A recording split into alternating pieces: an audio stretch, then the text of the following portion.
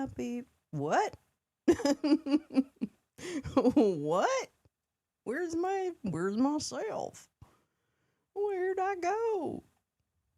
I disappeared. Hold on, I gotta find out what the fuck is happening. Why doesn't my camera show? Why doesn't my camera show? Okay. So, oh, there I am. Yay. You gotta love technology. Hey, guess what? You want to hear something funny? Good morning, Lee. Good morning, TV2. It's so nice that you've joined us. I'm so happy. Kevin, hello, love. Pepper, Saltina, my sister. Oh, my sister Audrey, Lee, all my sisters. I got all my sisters with me. Ooh, Badger's here too. Oh my God, Ann Haggard and Sharon. We are family. I got all my sisters with me. Ooh, we are family. Oh, I got all my sisters with me. And my brothers, my he, she's, and theys, I love you all so much. Good morning. Welcome to Wake and Bake with Lolo. I'm Lolo. Hi, Kevin. Hi, Neil. Hi, Easily. Hi, Audrey again. Hello. I love you guys. Good morning. Happy Friday. You want to hear something funny? I woke up at 6:42. So I'm having weed for breakfast. I don't have any coffee yet. I'm not sure I'm going to get any until I finish the show. But we have weed. So, you know, I mean, the title of the show is Wake and Bake. So, I mean, coffee is an afterthought. Anyway, good morning. Oh my gosh, the music's not playing anymore, is it? Oh, it's just me singing. Okay. Good morning. Happy Friday. It's Friday all day. It's Friday. Friday, Friday, Friday, Friday. It's big old fucking Friday all day long. Yeah, so I'm still asleep. Just, you know, being honest. Just being 100, keeping it 100, as the kids would say. Everyone, I love that you say hello to each other. I just fucking love this. This just makes me so happy. You can't even tell. You can't even tell me this doesn't make me so happy. It's all I ever wanted. Mama, mama, mama, mama, mama, mama. All right, I'm just going to put these to the side. I don't know why I'm working so hard on moving screens when I just want to sit and say hello. Happy Friday. What a week. What a week it's been. The boys are on Thor and Loki. Kevin's dogs are going insane. I mean, can anyone blame Thor and Loki for going insane? No, I can't. There we go. We made it through this wild week of stuff and psychopathy. Well, you know, I mean, I guess we made it. I don't know. The week's not over yet, right? No, I'm just kidding. Yeah, it's over. So yeah, this has been an interesting week. Let's recap. Let's see, where have we been? Well, last Friday, you know, millions of data points were dumped into files that a lot of people have spent a lot of time, myself included, I mean, more time than I probably should, just looking through documents to see if, you know, you can find your Jessica. No, I always hear the sound. No, when I'm looking at the documents, though, I'm always hearing the Murder, She Wrote theme in my head. Do do do do do do do do do do. That's what I hear in my head when I'm like searching for things. So no, but Yeah, I don't know. I just think it's a lot of information, and boy, if you wanted to hide something in the Epstein files, you probably could, at least for a minute. You know, you could probably do that just for a minute. Oh no, new job fell through. They decided to hold off for filling the position. Oh, what? Are you kidding? Kevin, we got to figure you out, man. We got to figure out something that's going to keep your little baby house together. I love you so much. You have an interview at PetSmart? Fucking yeah. I know. You really need to be around animals, Kevin. You're so good with animals and you love them so much. I'm so sorry, Kev. God damn it. I'm really sorry. I hope you get it. I love you, Kevin. I love you, Kev. Clark Cusack is here too. Cusick. I always say Cusack. Dude's Fortnite account is still active. Wait, whose Fortnite account? Oh no, his. Wait, what? You didn't tell me that Jeffrey Epstein had a Fortnite account? He was involved in everything. No. Wow. It's Jeffrey Epstein's world and we're just living in it. Yeah, I was pretty missed. I showed up for training and they told me then, oh my God. Oh, pissed. Yeah. Holy fuck, man. Oh, Kev, I'm so sorry. I hope something turns around. I don't know.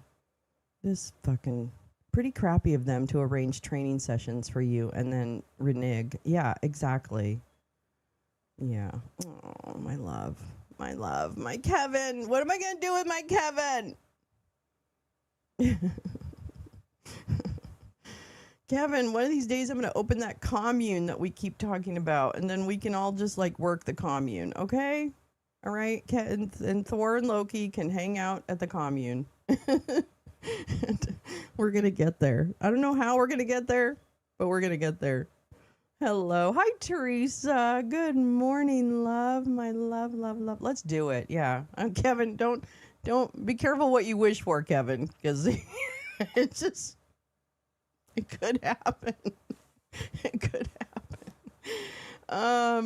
So yeah, we went through a week of Epstein revelations. Oregon communes are the best. I would move to Oregon. That's no problem. I have tons. I could be anywhere, actually, almost. I need some water. I don't need like an ocean, but I need some water. I love a lake. I love a good lake. You know how I love a lake? I love myself a good lake. I love myself a good mountain range. Yeah. So anyway, beyond our plans for a commune, which in this show we have been planning a commune, just so you know. For the eventuality that we're going to have to, that we find ourselves here in Eugene. Okay, Pep, let's do it.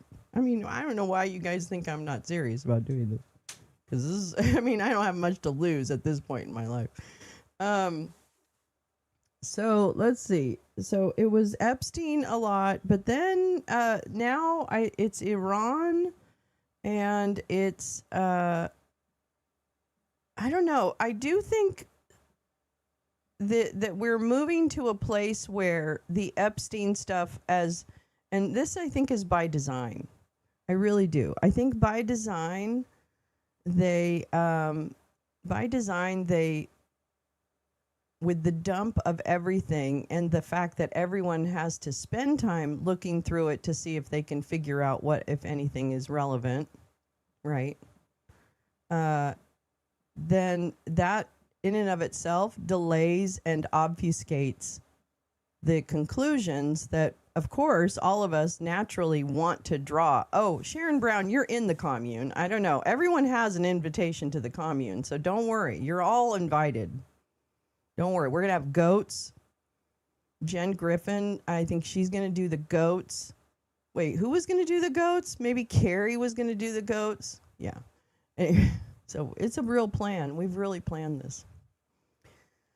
Yeah, so, but really what appears to be coming out of it and is that the center of kind of information flow about people and the ability to hold that information over people's heads, that the blackmail piece of this, the kind of gathering of assets, if you will, that Jeffrey Epstein did, his coordination with the Russian government, I just, I think it's almost too much for like the collective brain to handle.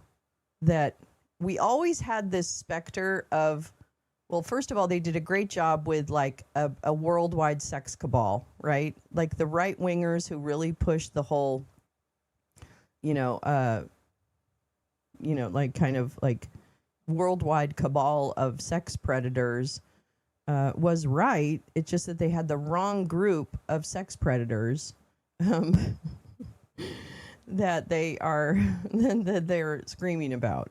And the people screaming the loudest are the ones who actually really fucking are the ones who were engaged, if not in kind of not, what is that when you're like you're liable to someone, like it just like this web of deceit and salacious information and beyond the pale behavior and all of that. I mean, what Epstein tried to build, I believe, well, first of all, I think it was a huge blackmail network. I think his entire raison d'etre was to find a way to live this hedonistic lifestyle with no impunity. And really, he inspired where we are today, which is, with people like Peter Thiel, who I didn't think was that connected to Epstein, to be honest. Like, I'm shocked at all the people that had more interaction with Epstein than I imagined. Like, I'm completely shocked. And I'm not even talking about Beyonce went on his plane. Like, I'm not talking about, like, the Beyoncés and stuff like that. I'm talking about, like, Ehud Barak and Bill Gates. What the fuck is wrong with you, Bill Gates? What the fuck is totally wrong with you? I'm going to tell you right now, Clintons should probably do that. Now, I don't love Bill Clinton. I don't love Hillary Clinton. I mean, I think Hillary is a bit of a warmonger and, has a lot of white maleness inside of her. But you know what? It doesn't matter what I think anymore. And I voted very happily for Hillary. Because I also know she's a very smart person, but I don't think she's quite as evil as some of these folks. I'm sorry. I guess if you put up Hillary Clinton, who has been probably, I want to know if Hillary Clinton is the most congressionally testifying woman in government. I really want to know that because I'm old enough to remember, first of all, Whitewater. Okay. I mean, I'm old enough to remember Whitewater. I'm old enough to remember the Benghazi. I'm old enough to remember all the shit, right? So in my mind, I really feel sorry for Hillary because I feel like her life has been dragged out ever since her husband decided he wanted to fuck everything in existence, right? So I'm sorry. I'm the woman who says, you know what? I stand with Hillary because, frankly, she smiled while all her shitty world was coming down. And if you don't believe that, then I don't know what to tell you because I know that even though she puts out this really, very kind of, it doesn't bother me kind of exterior, that shit bothers her. And all the hours that she had to spend in front of what's up with Benghazi? Oh my God, Patel's doing a press. Anyway, my point is that, you can hate the Clintons, you can whatever you want to, but no one at this point in their lives, after really kind of just, working a long time, just the fact that you're old, to be thrown through this. And first of all, I'm not sure, and if Hillary was participating in whatever illicit activities, you know what? Go to jail, girl. Go to jail. Whatever. But and or if you, the problem is you can't say, oh, but if you, did you know about it? Because apparently everybody knew about it, okay? So if you're going to claim that some people knew about it and should have done something about it, like Hillary Clinton, then everybody should have done something about it, okay? That's my point, is that I think this is picking on Hillary Clinton to pick on Hillary Clinton. And frankly, I'm done with it because I don't need to pick on her anymore. And I watched her as she sat next to that fucking man and had to smile for the cameras. And I'm going to tell you right now, everybody knew that she was doing whatever she had to do to just get through that fucking moment. You know? So, you know what, Hillary? Hats off to you, babe. Because you have an intestinal fortitude that I would never have. There are boomer women to this day who still hate her over the her cookie comment from 30 years. The cookie, yeah, she was, you know, talking. I mean, this was a tough time, right? Because women were still like not viewed at all. I mean, like it was much worse actually than it. Well, it was worse than it is now. Not much worse. Yeah, the Clintons have been a GOP hobby. And you know what? Bill Clinton is an easy target, all right? Because he's a fucking idiot, and he's a fucking horn dog, and he's a sexual predator, and all the things, right? Like, he is that person.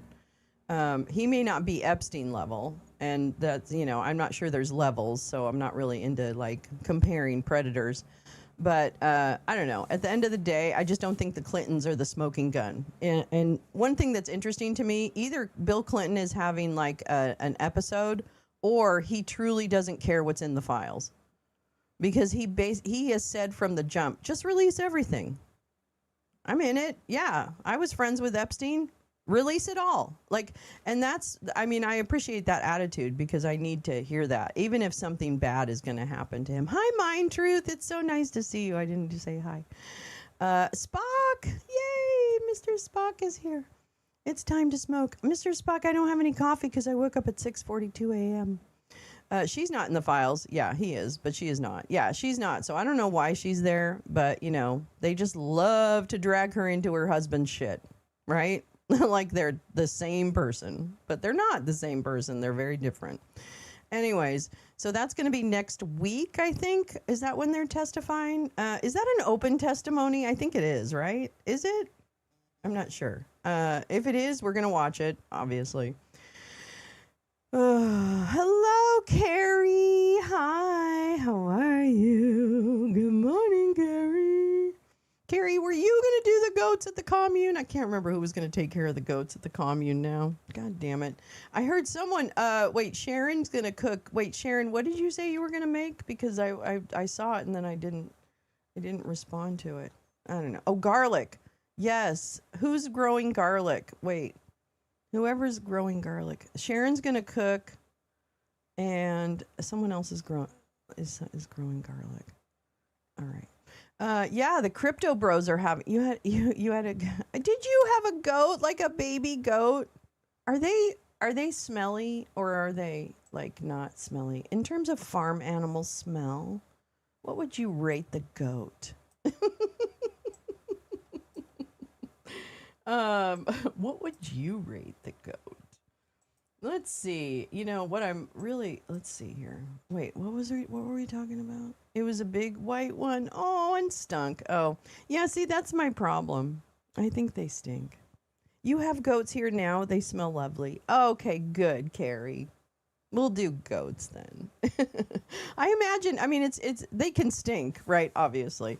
But they can also smell really good. Oh my gosh, it was a birthday gift from my childhood friend. Oh, that's so cute. Oh my God. Only the boys smell. Oh, Carrie.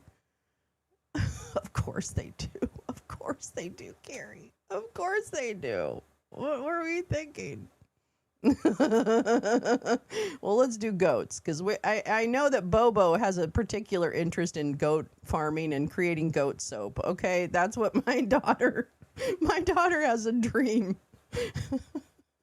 My daughter has a dream of making goat milk soap. Okay, and who am I to deny her that dream? I am no one. Yes, crypto. What the fuck is happening with crypto? Uh-oh. Is the bottom falling out of a nothing? Of a a nothing asset. No, I mean, crypto is here to stay, and I'm sure. Are you all coming over here? We might. No, actually, right now we're still stateside, Carrie. Don't worry.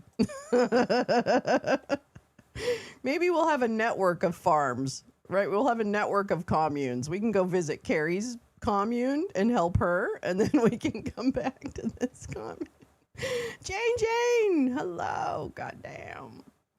A crypto winter is what they're calling it. Haggard, I love you so much. Haggard's got to cook.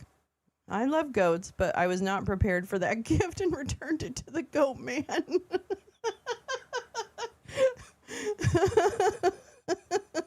Who's the goat man? I went to the goat man. Different than the sheep man. Holy shit. Bitcoin. I have not been watching Bitcoin, clearly. Wait a minute. What the fuck? Bitcoin was at 99,000. Bitcoin was over 100,000, and it's at 68,257 right now. I'm not laughing. I mean, I'm sorry. If you own crypto, I'm really sorry. And it'll come back. I'm not worried. I wouldn't worry too much about it. It's, it's the way of the world. Welcome to speculative investing. I mean, this is what I've dealt with my entire career. Oh, wait, Teresa said, Teresa said, I'm laughing so hard right now, Audrey. Will there be free trade in goats between the UK and US communes, or will there be a tariff war? Oh my God, we have only free trade. Hi, J Rance. How are you, darling? Happy Friday. Meowing. Wait, you're here too? Yay. Still worth 68,000 more than its actual value. Oh my God, I love this group so much. I'm so happy to see everybody. I woke up late and I was like, am I going to make it? Yeah, I got to make it because I got to see people. I can't go a Friday morning without seeing people. So good morning. All right. Yeah, that's the GOAT commune, Epstein. Let's see, the Clintons. We covered them. Bitcoin. We've covered a lot this morning already in a short amount of time. Wait, I just want to, oh my God. I just want to show you guys this. Hold on. This is Bitcoin over a year. I mean, it's not actually that bad. Maybe it is bad. 6 months. 6 months. Not doing too well. Oh, Jane, we're just having goats on our commune. That's what we're doing. Bitcoin is tied to Epstein somehow. That's right, Clark. I was reading he funded 60% of some core developers, and they were using incel class morons to prop it up. Oh, well, yeah. See, this is, I guess, where I'm a little overwhelmed, right? By the information, by the dip. Yeah, by the dip. No. Sure. Why not? I think of Bitcoin as the first pancake, and and I never want to eat the first pancake. Everything is, I know, Kathy, that's my point. Like, everything seems to have some kind of tie back to this murky world, and Jeffrey Epstein. And in a movie sense, it makes sense, right? You've got evil predator, gathers worldwide cabal using leverage and information, I imagine, as a way to maintain control of this, like, criminal operation, I guess I would say. Hi, Grace Lisa. Oh my gosh. I feel like I haven't seen you forever. Yeah, as GOAT. That's going to be our Bitcoin token for this. What I want to do, we need to do a crypto token where we can rug pull on the billionaires. Everybody in? I think we should do that. The movie would be 20 hours long, right, Badge? And I just don't, in this movie that everything is tied to this criminal cabal, it's almost too much, right? Like, it's almost too overwhelming to think, no, he couldn't possibly have had any implications with, I don't know. I guess at first Peter Thiel was my thing, and I'm like, Peter Thiel, he doesn't have any connection with Peter Thiel. Blah blah blah. No, it turns out they have a huge connection. It turns out they have a huge connection. They're trying to overthrow the dollar, pay pill dicks at all. It's interesting because when I worked at a private school in Palo Alto, I had a lot of the, tech titans children were at the school. So I got to know a couple of them, and I've talked about that before. But there was one guy that was from Chile, and he was innovating in digital currency at the time. That was his innovation that he was working on. Really nice guy. I really liked him. But I don't know if I can't remember what his thing was, but it was some kind of wallet. I'm sure it was early versions of crypto. And I don't know, I don't think anything ever came of it because I don't even remember his name actually.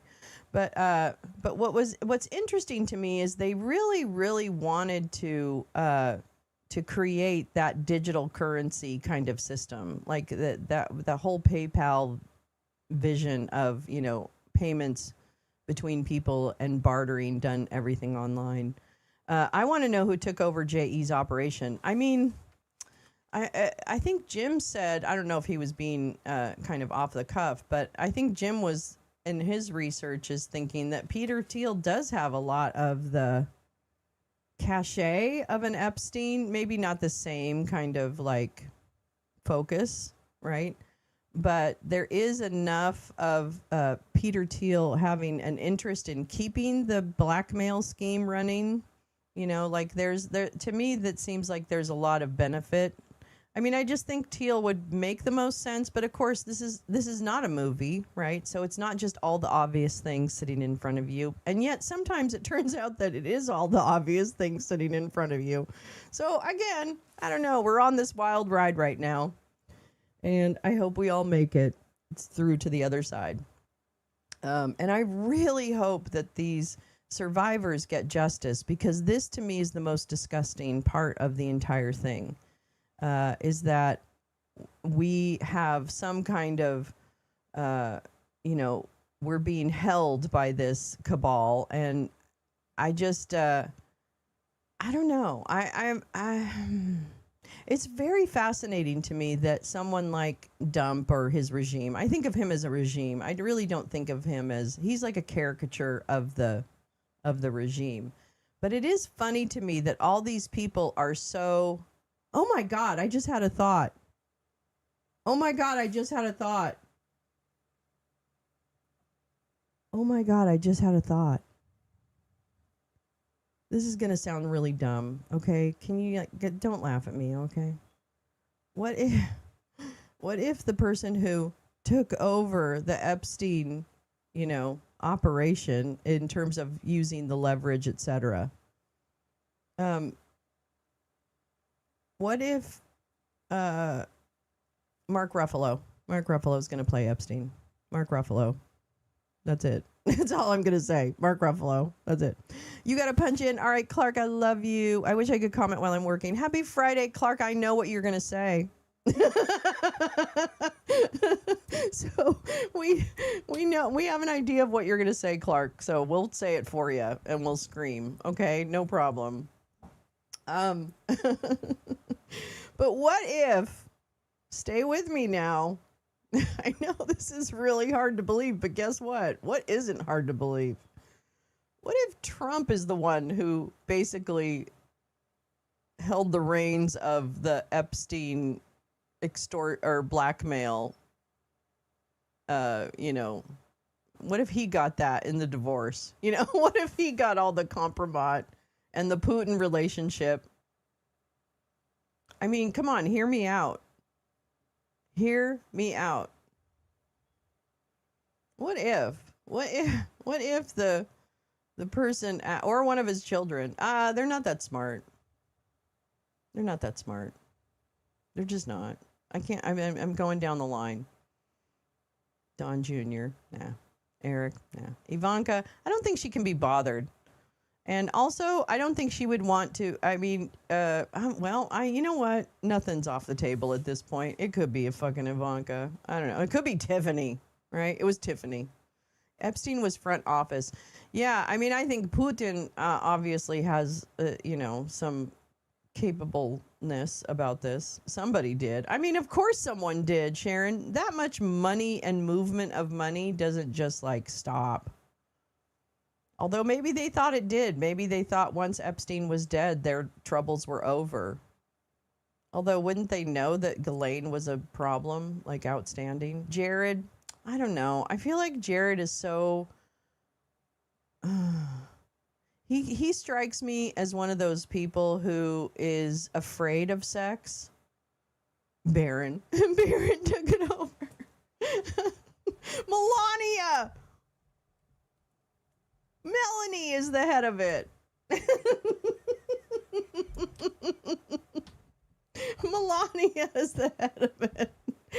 There is okay, Carrie, this is it too. Thank you for bringing that up.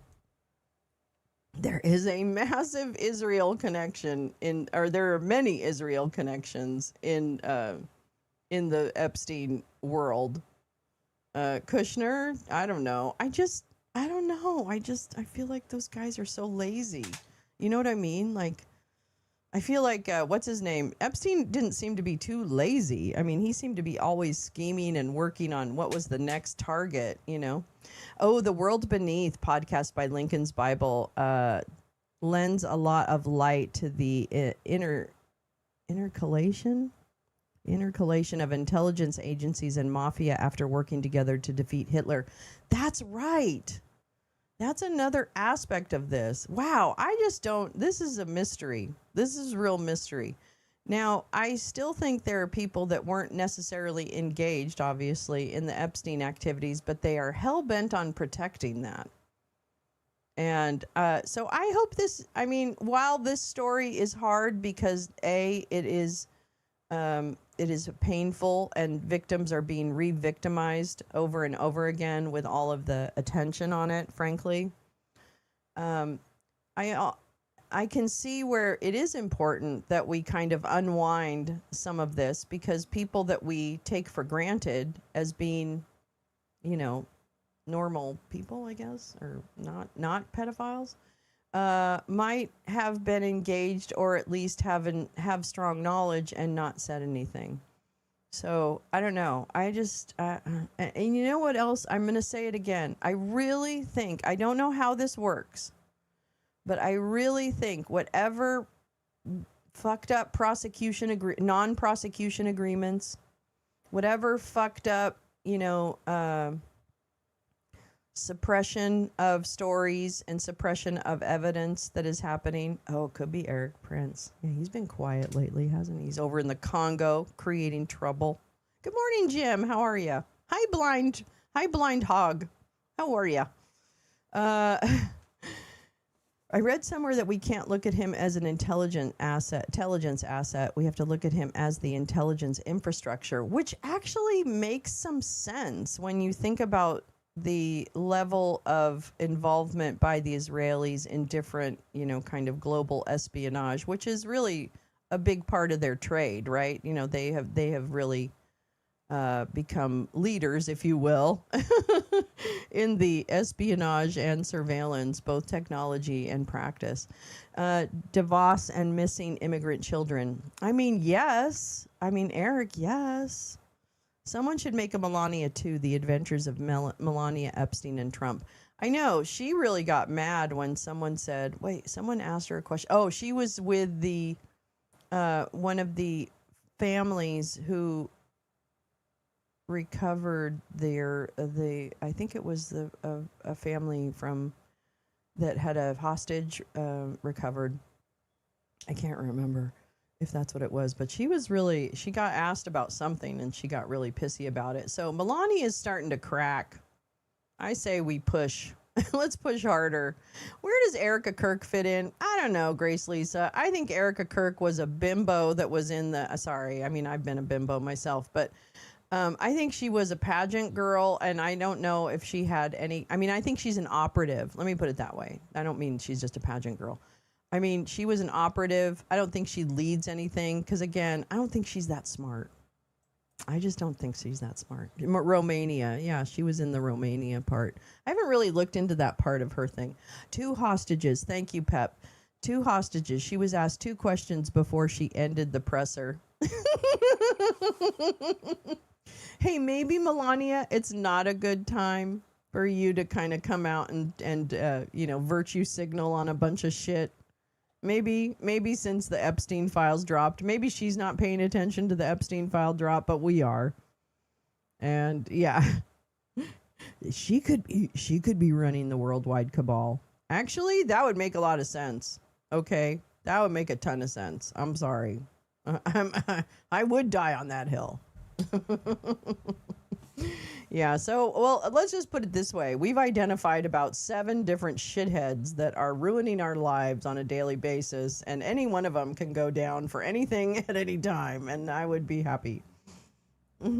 Trump is investing $9 billion of taxpayers' money into a couple of copper mines in the Congo.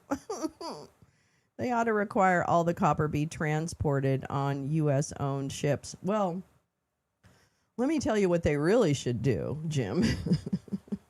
They really should leave the Congo alone, because what happens when you have a mining or extraction industry, and we've talked about this before. In my work, I worked with an abolition group that worked on people who were enslaved across different countries, right? So we did a lot of work in India, in Nepal, in Haiti, in the Congo, in Ghana, in Nepal, in India. So we had programs in those countries. And so I have some familiarity with the Congo and with extractive mining and, what happens with children in extractive mining. And that is a really, so the mining industry in the Congo and everywhere, that it takes place on that continent as well, enslaves children. And hi, Kevin. Okay, good luck, Kev. Nail it, baby. Come on, turn on the charm. I love you, Kev. I really hope it goes well, and I hope it's a job that you really want, too, because, frankly, nobody should have to work at a job they don't like. Yeah, fuck Canadian mining companies forever. And it is the mining companies. They're the ones who contract with these mines over in the Congo and in everywhere. And they are the ones, and then what happens is you'll have what they call artisanal mining, which is just small mines that were part of they're taken advantage of by the mining companies, who then, use these artisanal mines to pick up deposits from across a region, right? Well, the problem is that every time that happens, and throughout that industry, children are enslaved. Adults are enslaved through indentured servitude, where you'll come to you'll be working your own mine.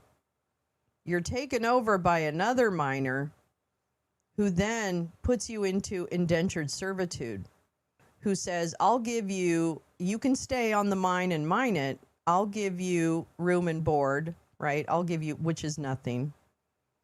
And then but you're going to have to pay me back. So I'm going to take your wages when you're working. You'll work it off. You'll work off they don't get anything. So you work off your any food you get from me, any board, any room and board kind of stuff, right? Cobalt mines, yeah, 100%. So I have firsthand experience with that, and it is inevitable that children are mining. I mean, the people who are mining are children, and they're forced to mine. And they get sick, they die, they're sexually abused. Everything horrible that you can imagine happening to children in slavery is happening right now. So this is why it's not helpful to the way the system works now is not beneficial to the African continent, to the African people. And it is really, to me, it's just as bad as the Epstein stuff, where everybody knows it happens. Everybody knows it's happening, but we don't do anything about it.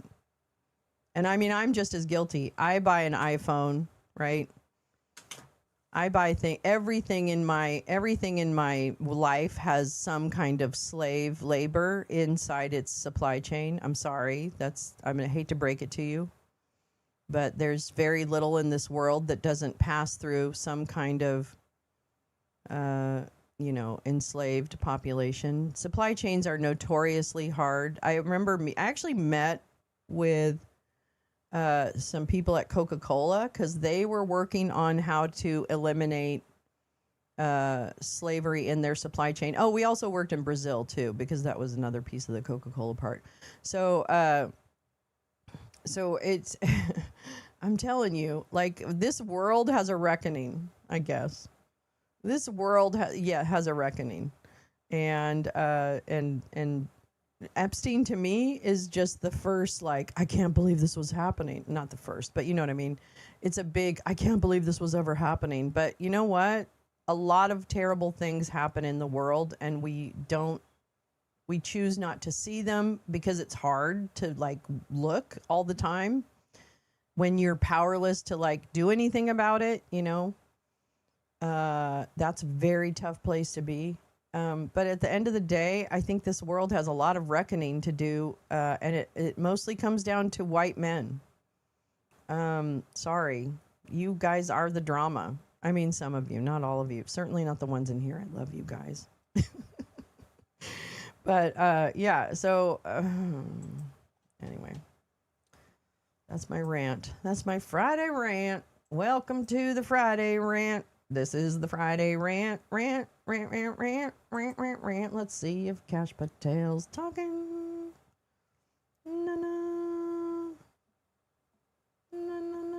Hey, Snoop Dogg, you can go fuck yourself. Snoop Dogg carries Olympic torch through streets of Milan. Snoop Dogg is all up in Trump's business. He can go fuck himself. Wait a minute. DOJ announces the arrest of a key participant. We lost what? 4. Shut up, Pam. Oh my God. Oh my God. Good thing I'm green. Wait, what? What about it? Oh yeah. Hold on. Oh yeah, it's all trafficking. It's all trafficking. I just want to show you this picture. I'm sorry. Good morning. Oops, this is not the picture I wanted to show you. Here's Manny, Mo, and Jack. The 3 little pigs. Look at these faces. I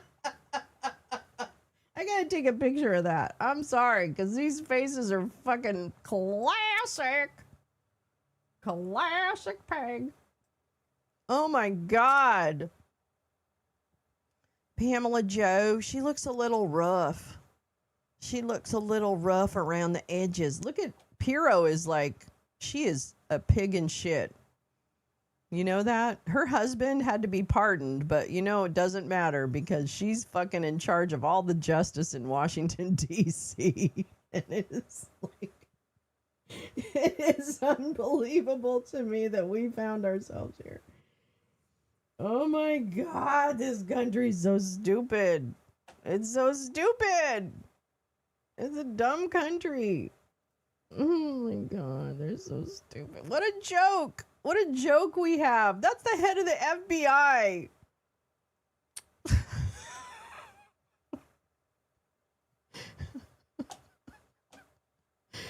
Oh, wait. They got their man, by the way. They got their man from Benghazi. 4 American lives that day. Ambassador Chris Stevens.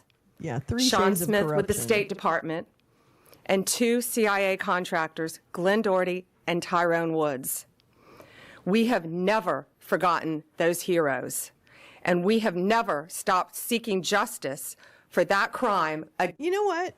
This voice that she gets, where she's trying to be really emotional and really impactful, it totally does the opposite for me.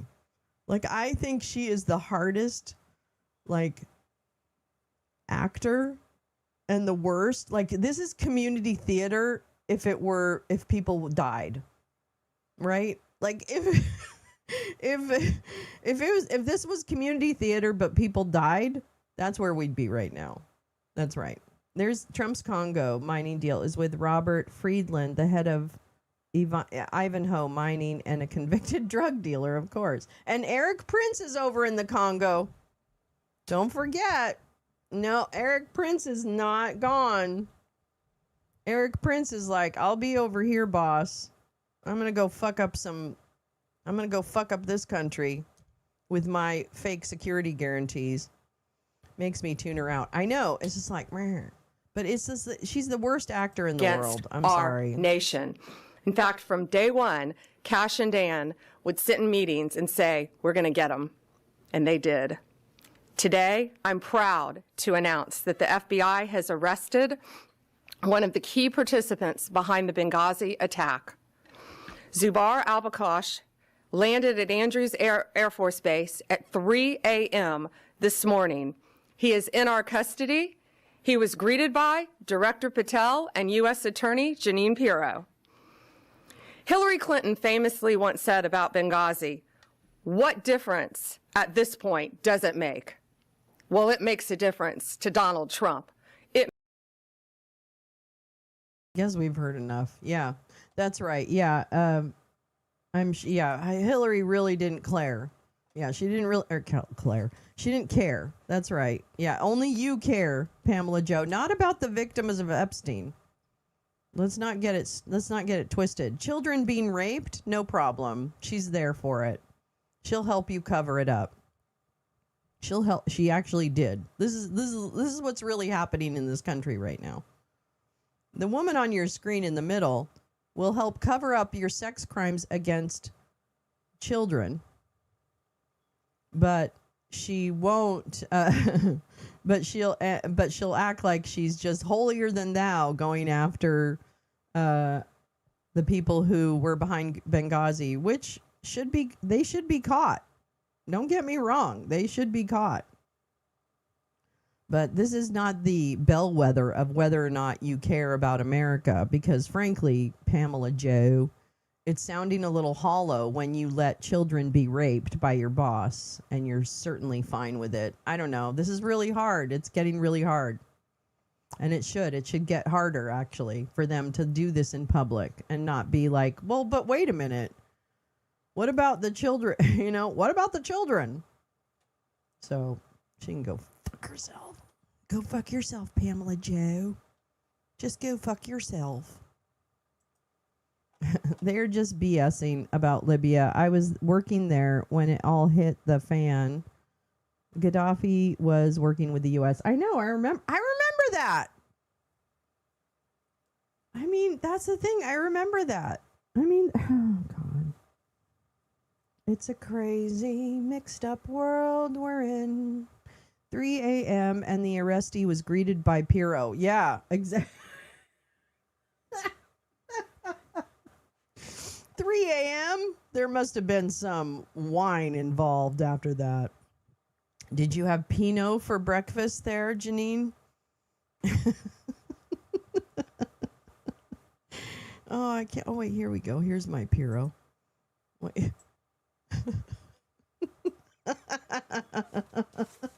There's Jeanine Pirro. I knew I had a picture of her somewhere. Yeah, big sale on spider holes at Bunkers R Us. Yeah, I hope so. Gaddafi's son was just killed? Really, Sharon? Where? Was he in Libya or is he in the United States? Or in Europe, I guess. I don't know. Where would he go? Where do you go if you're Gaddafi's son? I don't know. Anyway, there you go. There's Jeanine. Good morning. That was her, actually, after the arrest. It's a live shot. She's celebrating with a fresh box of Zinfandel.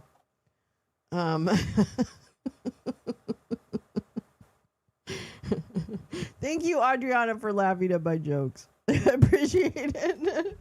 I need somebody to laugh at my jokes. My jokes are so dumb. All right, let's see. I have stuff I want to read to you, believe it or not. Hi, where are you going? Bye. You gonna have your breakfast? He's like, yeah, my dog is so old. He's like, oh, good morning. Okay. Oh, Libya. Sorry. Yeah. Okay. Oh, he's in Libya. Wow. Oh, well, I guess R.I.P. Let me see what I got for you right now. Yeah, yeah, yeah, yeah, yeah, yeah, yeah. Yeah. Did I share this? No, no, no, no. Oh, I wanted to give you an update on a story we had before that we've looked at. Let me give you an update because I was like, I wonder what's happening with Neom these days. What's happening with Neom? And I'll tell you what's happening with Neom. Not much. Neom, if you recall, we've talked about network states and shit like that. And over in Saudi Arabia, one of the things that they were working on a while ago, like last year or so. Did you say we were listening to Patel? Oh, no, we're not listening to Patel today. No. Mm-mm. No, we know what he's going to say. And, yeah, I know. Puppy's like, I'm going because you're talking too loud. That's what he's doing, actually. He does not like it when I speak loudly in the morning.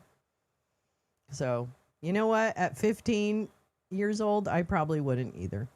Save our brains. Yeah, I'm going to save your brains for a little bit. I don't always. I usually subject you to all the pain. But this morning, I won't subject you to Kash Patel unless he says something that we need to hear, which so far hasn't happened. Okay, let me show you. Let me read this to you. Yeah, thank God. So I was like, what's happening with the Saudi Arabia Neom project, which was basically like it was part of their Gaza plan, right? Neom and stuff. So it had been talked about as basically like a network state, but in Saudi Arabia. All right. Does that make sense? So, but then last year they were like, maybe not. And I don't know why, but then I found this article and I don't know if it has anything particular, but Neom is now a different project. It's not going to be what, oops. Oh, okay. Actually, that's all right. Let me do this. I'm sorry. I'm still a little bit asleep and I apologize. Okay. Sorry about that, everybody. The very basis of our intelligence agency's development is alongside the mafia because we had some Jewish Italian mafia peeps who weren't about Mussolini. Oh, that's so interesting. That would make sense. That would make a whole lot of sense. Yeah, I mean, this is another reckoning I think that this country has to do about the spy agencies and stuff. And, for us to be shocked that spy agencies exist is kind of stupid. And, I kind of wonder, are we ever going to, I don't know. I'm probably not in my lifetime, but I just wonder when we're going to actually, take it all back. All right. So I wanted to catch us up on Saudi Arabia and what they're doing with Neom because it also involved a lot of U.S. architectural firms. So, of course, I was a little concerned about that. But no, guess what? We're not building anything. We're going to turn all the Neom stuff into energy. So, Saudi Arabia's Neom Green Hydrogen project, a central component of the kingdom's $8 trillion mega-city vision, is nearing a critical milestone with developer Air Products recently indicating construction is about 80% complete across multiple sites. But this is a hydrogen project. It's not their big city, but it's probably building towards that. The complex is designed to integrate large-scale green hydrogen output. Let me put this over here because I can't see it. Yeah, that's better. The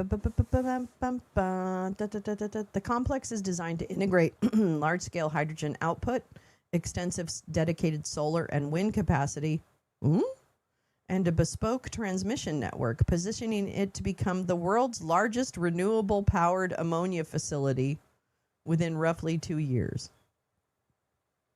This build-out is advancing even as the country contends with a softer-than-expected oil environment.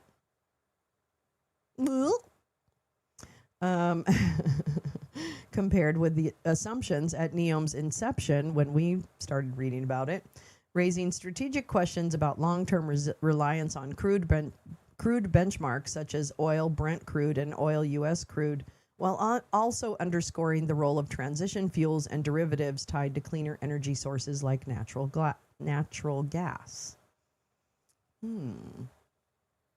Over the past month, Brent crude prices have climbed about 14.65%. Let's see, when was this article though? Sorry.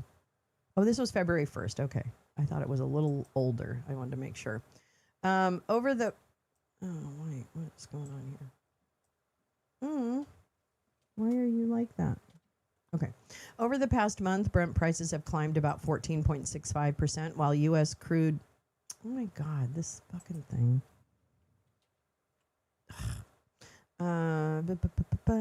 While U.S. crude has advanced roughly 14.5%, moves that partly reflect shifting expectations around OPEC plus policy, geopolitical risk, and demand resilience, even as Riyadh refines its mega project ambitions to account for a more volatile hydrocarbon outlook.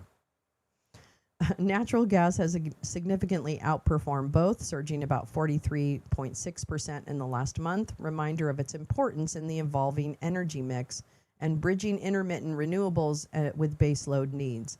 From a short-term trading perspective, one-day technical indicators currently screen as a broadly constructive setup, with Brent showing a buy signal, U.S. crude also flashing a buy bias, and natural gas likewise registering a near-term buy stance. This is a market thing, suggesting momentum remains positive across key fossil and transition-linked benchmarks as investors assess NEOM's progress and broader Saudi energy strategy. Investors can explore more, blah, blah, blah. So what's interesting, what wasn't mentioned in there is nuclear. And I would be interested to know, what is the Saudi investment in these small modular reactor type stuff? Well, and isn't it interesting? Saudi Arabia is more advanced than we are when it comes to renewables. Because we're so dumb. We have a fucking pedophile as president. That's how dumb we are.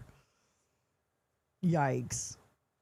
We have a desperate pedophile as president.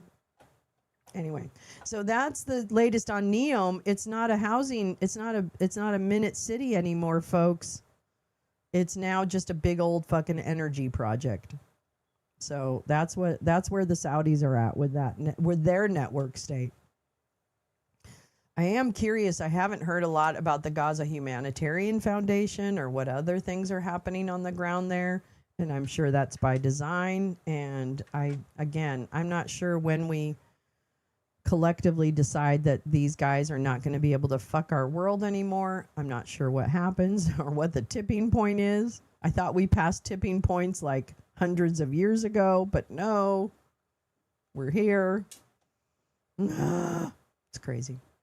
Okay, let me pull up a couple things. This I really want to, let's see, actually, do I want to read that?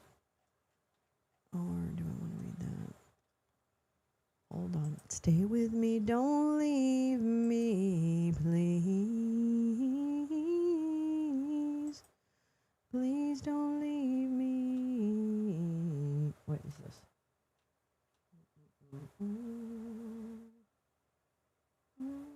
What is this witness? I don't know what that is. I don't know what I did. Oh, I wanted to watch this. I really wanted to watch this, and it's only a couple days old. That's not bad.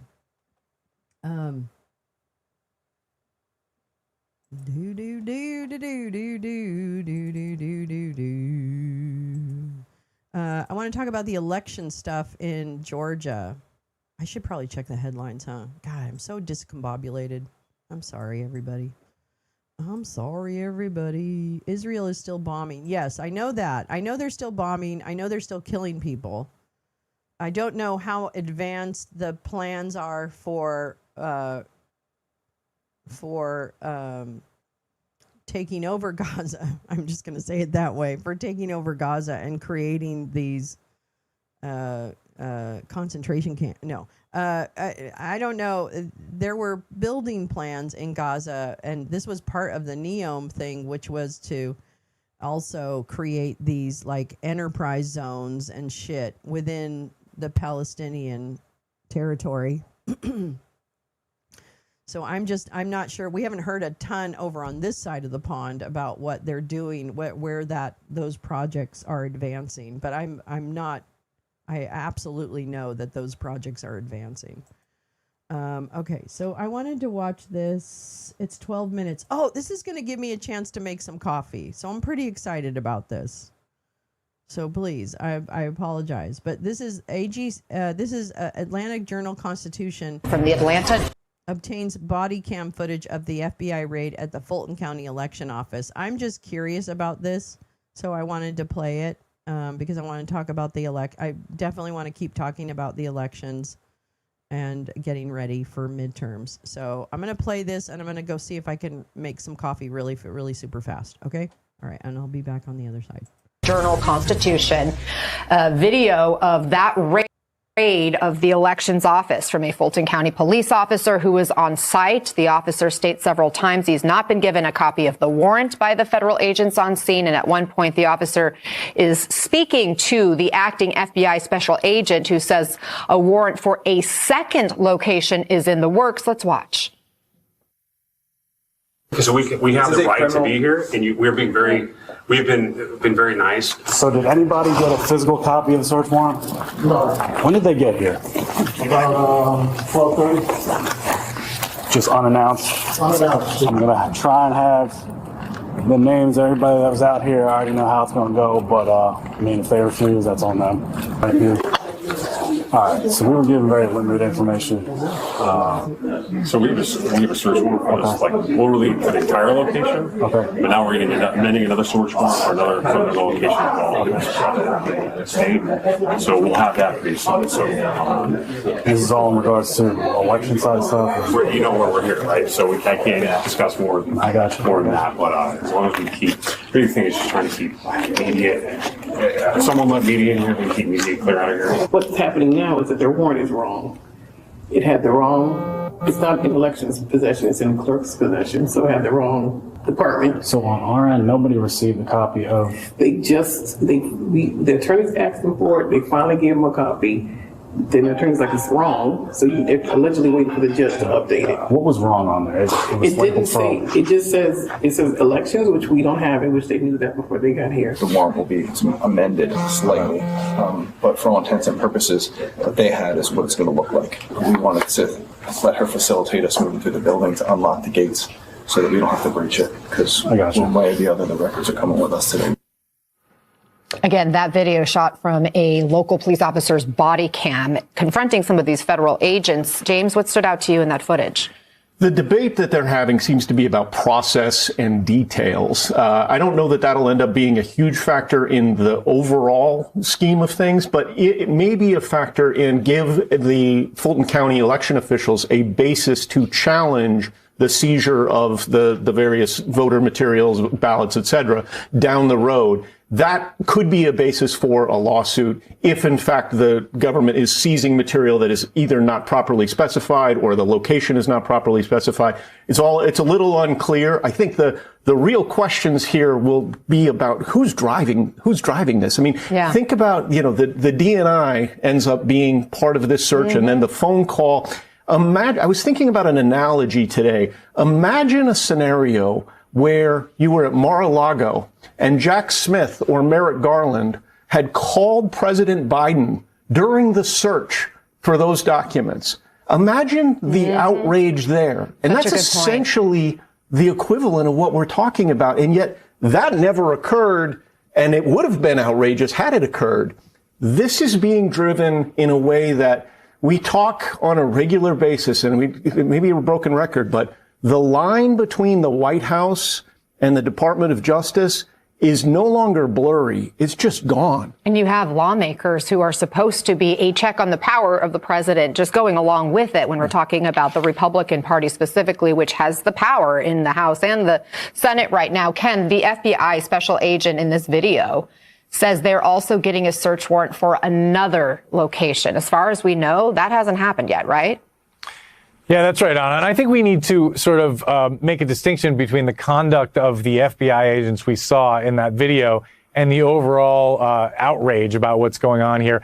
They were very deferential, the FBI was, to those local officials. That warrant gave them the authority to break the locks and go in there and seize those ballots. They didn't do that. They tried to secure cooperation. But there's a couple of important things to keep in mind. One, the special agent in charge in Atlanta, we reported last week, was forced out of his job because he expressed qualms about and was not willing to go along with this search. So that's a data point. Another data point is that they convinced a magistrate judge that they had enough evidence to secure a warrant. And we don't know what that evidence was, but an independent judge signed off on this. So there is some credibility. There's something behind this search, but it doesn't mean that it has anything to do with the wild conspiracy theories that Donald Trump and Tulsi Gabbard are spinning. So the Fulton County officer says they didn't receive a copy of the warrant. Ken, do local authorities usually get a copy of a search warrant when the feds carry out a search in their locality or jurisdiction? Is there typically at least some either coordination or at least some, respect given or shown in that way?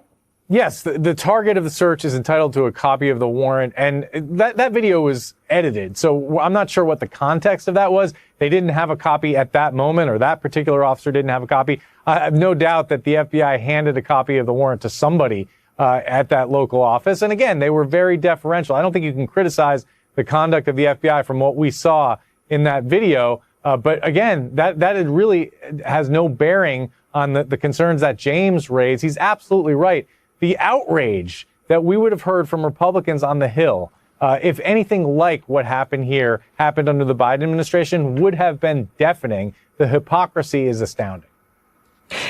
Let's talk more about how unusual this was in terms of who was involved. Getting back to Tulsi Gabbard, she was on site and now she just put out a letter to Congress. How is she justifying her involvement and an apparent phone call that she helped orchestrate between President Trump herself and some of these federal agents who took part in executing the search warrant? Exactly. So it's Tulsi Gabbard's role that is drawing the most attention and concern here. She is saying that the president sent her there because as DNI, she has authority over election security, including counterintelligence and foreign malign influence issues.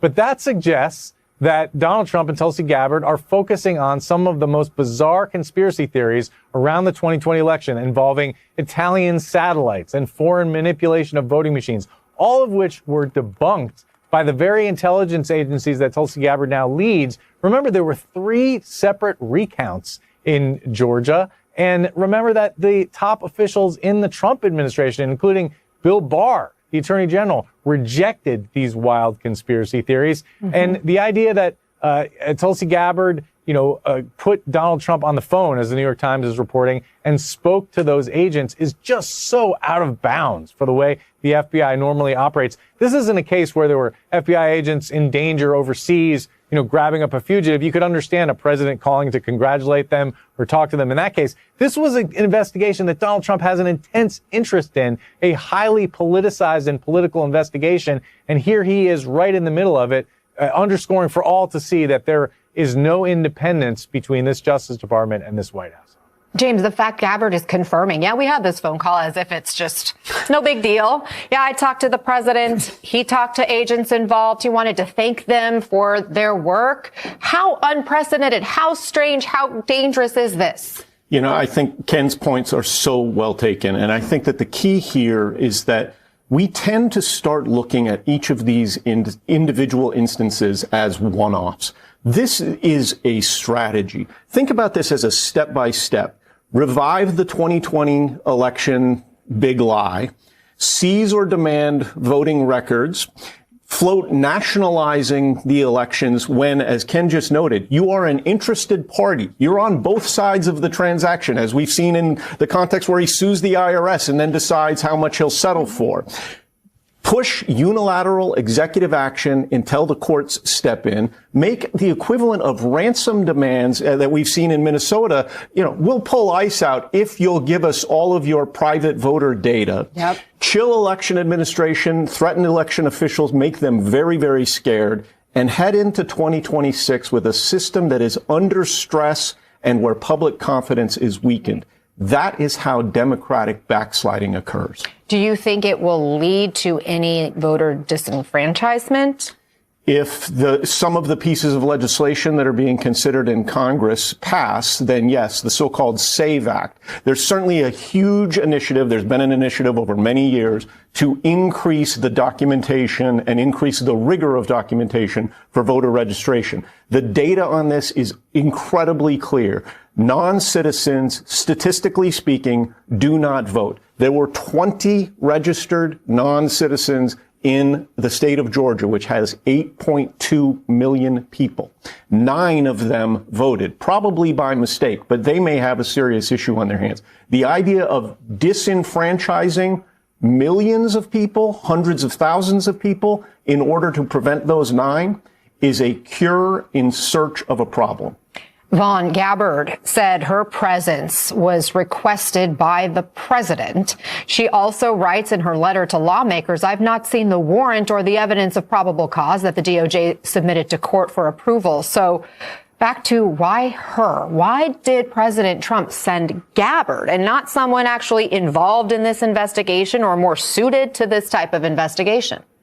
Right. And I think, number one, Anna, that if you go back to October 7, 2016, it was the Office of the Director of National Intelligence. It was the same day that the Access Hollywood tape came out, and so it kind of got blurred over in the month before the 2016 election. But it was the ODNI that put out that statement at the time that said the U.S. intelligence community was confident that the Russian government directed the recent compromises of emails from U.S. persons and institutions, including from U.S. political organizations. Of course, that was the hacking of the DNC in the Hillary Clinton emails. And the ODNI was involved because of concerns about the extent to which there were foreign actors that were intervening in U.S. elections. And the ODNI would work with state and local elections officials to ensure the protection and security of election systems, which gets to Ken's point, is the question here as to what is being suggested by this White House, the Department of Justice, as to the reason that they moved forward with the seizure of these ballots and the equipment in Fulton County here.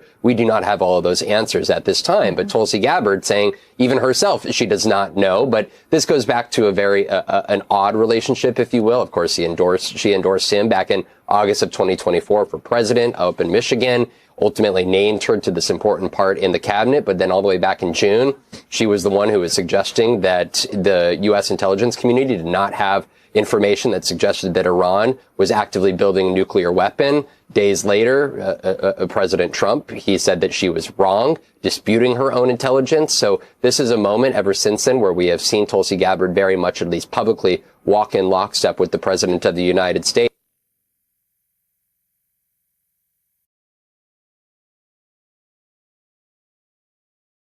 Wow, that was an excellent piece.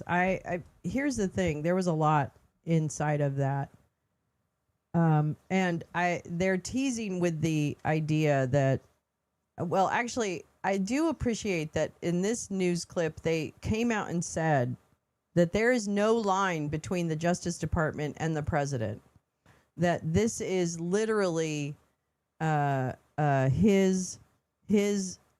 his personal lawyers now in the Justice Department. And I just want to reiterate the fact that in that story, they indicated that one of the agents, or is it an agent or someone else in the Justice Department, had to resign. So the resignations because of this are the messages that we should be paying attention to, that people within the regime who are career or whatever are opting to leave instead of do what the regime wants them to do.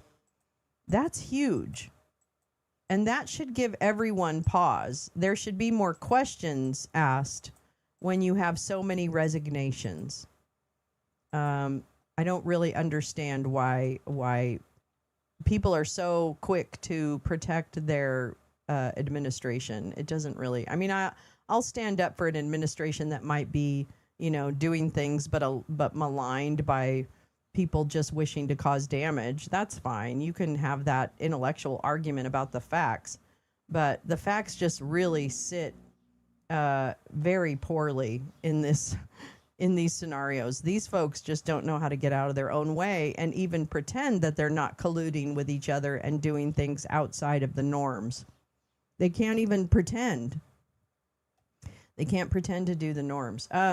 So I wanted, in that vein, let's talk about. I want to remind you. I want to give you the same trauma that I have. Is the administration threatening them with charges if they don't play along? I don't know, Jay. I don't know. That's a really good question. I'm not really sure. Let's see. What was I going to? No, I need that. I don't know. That's a very good question. I always find it like I thought about the Republican Party and the capturing of the Republican Party, right? And you kind of sit there and go, why are these guys just going along with this? Like, why is this so, you can't possibly have that much compromise on so many people and have them comply. You know what I mean? Like, that's just, the numbers don't work for me. There's too many of them. So there's definitely like a segment of the Republicans who are like complicit, involved in. There are people who will just die on, like I think of Katie Britt, who will just like die on that hill, right? Like she will just follow this guy all the way into the depths of hell. And I don't know if she's just a true believer. I'm not really sure. I suppose there's quite a few of true believers. I think there are actually in Congress. And I think that's why the numbers are so big from like, there couldn't possibly be that many people in on it. You know what I'm saying? Like they're just not, humans don't do very well. Carrie, the crazy whistleblower case over Tulsi probably giving dump leverage. Gosh, I mean, I would imagine. Can you imagine like your boss going around and asking your employees for shit on you so that they can then hold that over your head? That's a pretty, that's pretty dastardly. I'm not sure. But sticking with elections for a minuet, let me go ahead and tell you something about the stuff. Oh, wait, what's this? Oh, yeah, here. Okay. This is what I wanted to read to you. Yeah.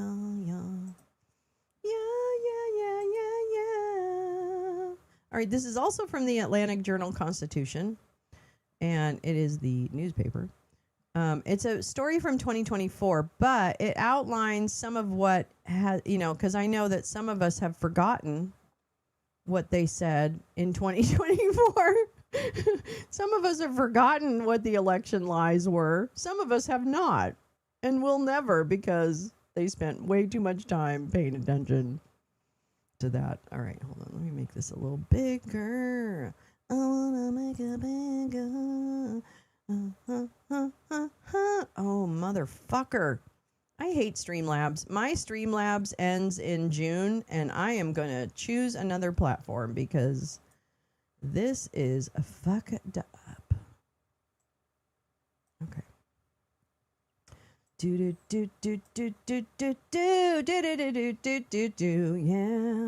No evidence of widespread fraud. That's it. That's really all you need to know. Jay, there were only 20 cases in Florida of fraud, and many were also accidental. Yeah, which happens. And, our elections are probably one of the few things that works relatively well. The crazy whistleblower case over Tulsi, yes. So, all right, so let's read about this, because I just want to remind you, in case you're having a problem remembering what some of the election fraud claims that are going to come back and bite us in the ass, that are going to be like all they want to talk about again. Ugh. And here we are. Conspiracy versus reality. 2020 election fraud claims persist, but most are debunked.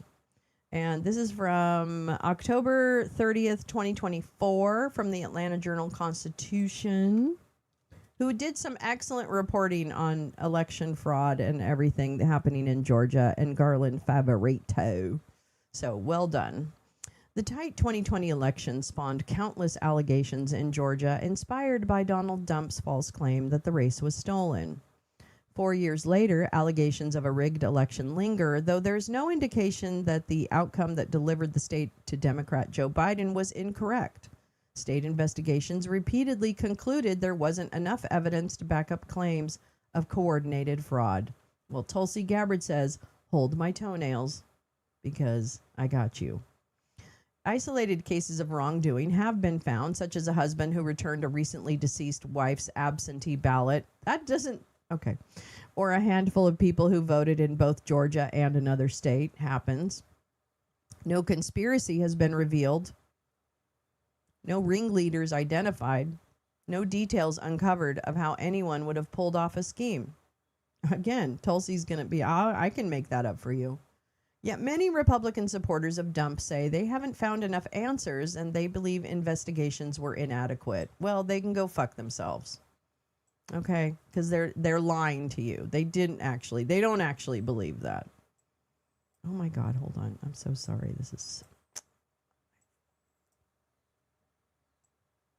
I don't understand why this is doing this. Technology, you're not my friend. Yeah, you're not my friend. Very good. Wait, Paul, what did you say? That sounds good. Cookies. I have Sin Mint cookies flour. Paul, that sounds so good. I need to go get some coffee. I'll get coffee after this. I'll find another little video for us to watch. Hold on. Okay. Yet many Republican supporters of Dump say they haven't found enough answers and they believe investigations were inadequate. Well, they're stupid. 3 vote counts, 2 by machine workers in some cases, such as double-scanned ballots during a disorganized recount, but they never uncovered intentional misbehavior. Here's what investigations have found and what questions remain unanswered. This is as of 2024.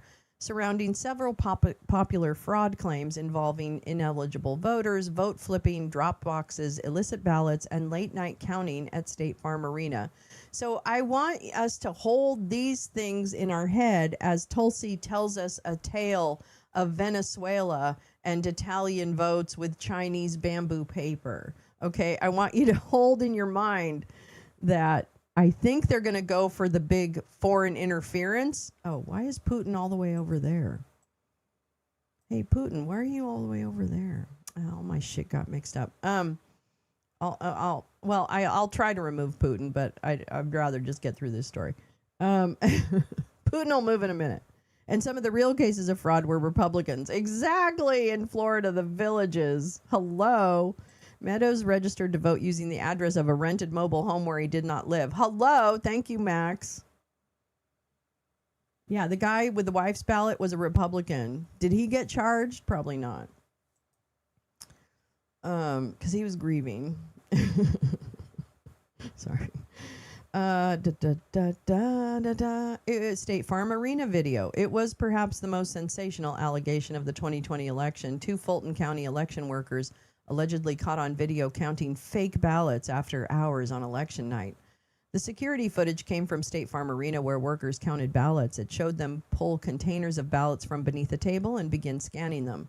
From those bare facts, Trump's attorney, Rudy Giuliani, he's still alive, spun a wild tale of voter fraud for a Georgia State Senate panel, which we watched. He said the election workers ordered Republican observers and the news media to leave under the guise that counting was done for the night.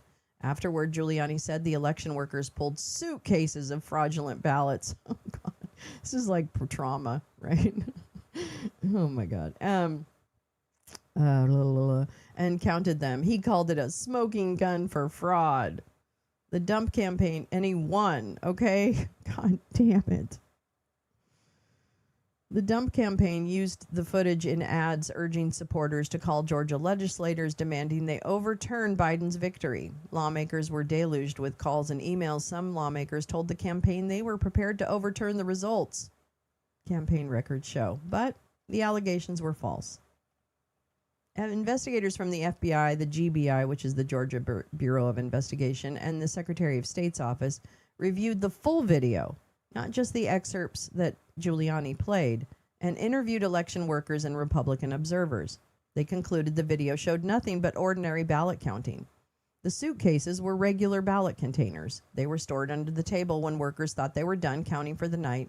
No one ordered the observers to leave. They left on their own when they thought the counting was done. But election officials later ordered workers to resume counting, which they did in full view of security cameras. The Secretary of State's office quickly debunked the allegations, but the Dump campaign repeated them for months and still and hold my beer because they're going to try and make it happen. The secretary, okay, but the dump campaign repeated them for months while 2 election workers, Ruby Freeman and Shay Moss, endured death threats.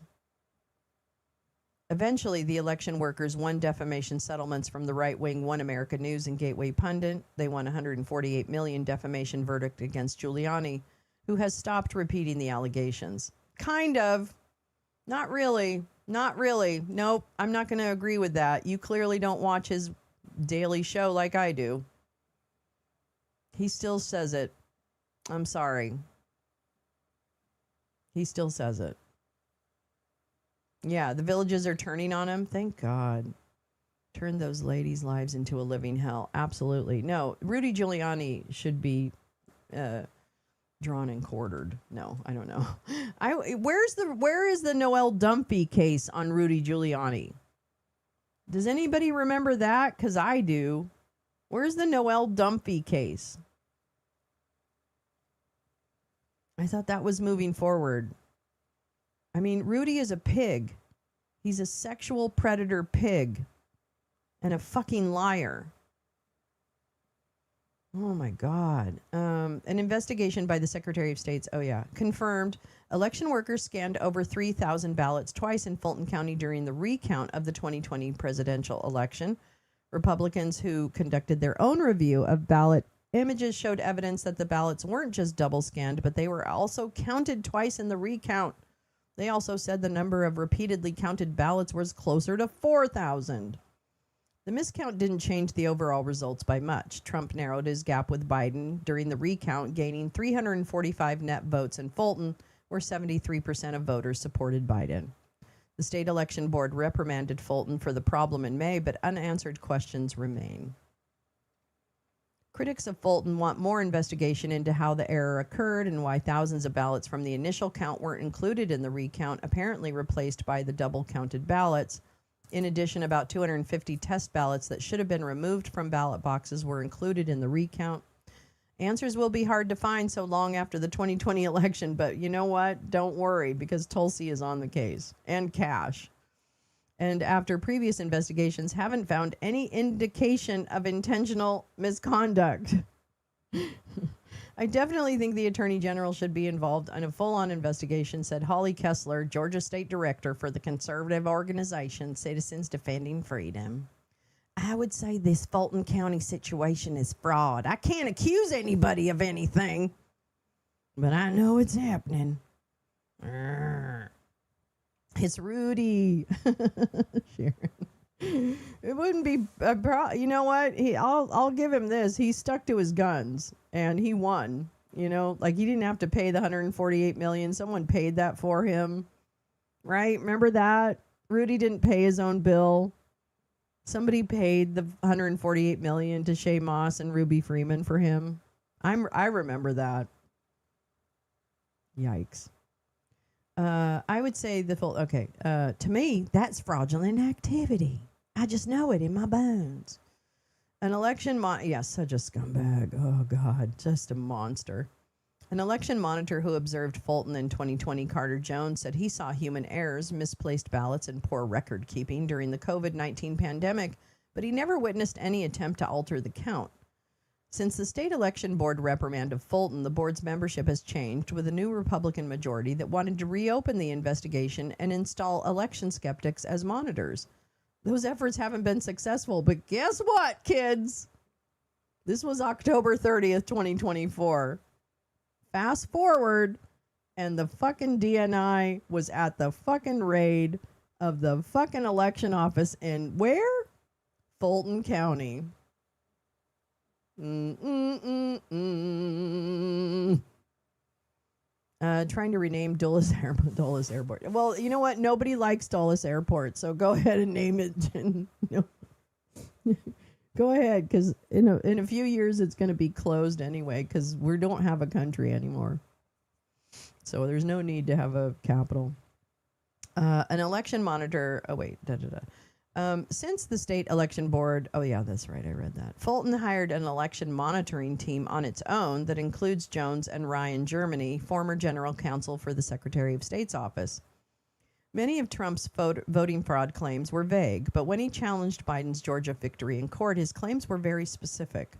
He said at least 66,247 underage people, 10,315 dead people, 2,423 people who were not registered to vote in Georgia, and thousands of other ineligible people had cast ballots. It was a stunning and dubious allegation. I can't stand Dulles. Just takes too long. His numbers came from two analyses that compared Georgia's registration and voting list to U.S. Postal Service change of address data, a privately maintained national voter registration database, and other data. For example, they matched voters' names and dates of birth to people in other databases to find underage voters. In court documents, the analyst admitted they didn't have access to information they needed to make definitive findings, but Dump's lawyers dispensed with the caveats, asserting in court documents that many thousands of illegal votes were cast. There's the Georgia Election Board. We watched them too. Election experts quickly debunked the findings, calling them highly inaccurate, wildly unreliable, and worthless. They said matching voters to people found in other databases is prone to false matches. Hello.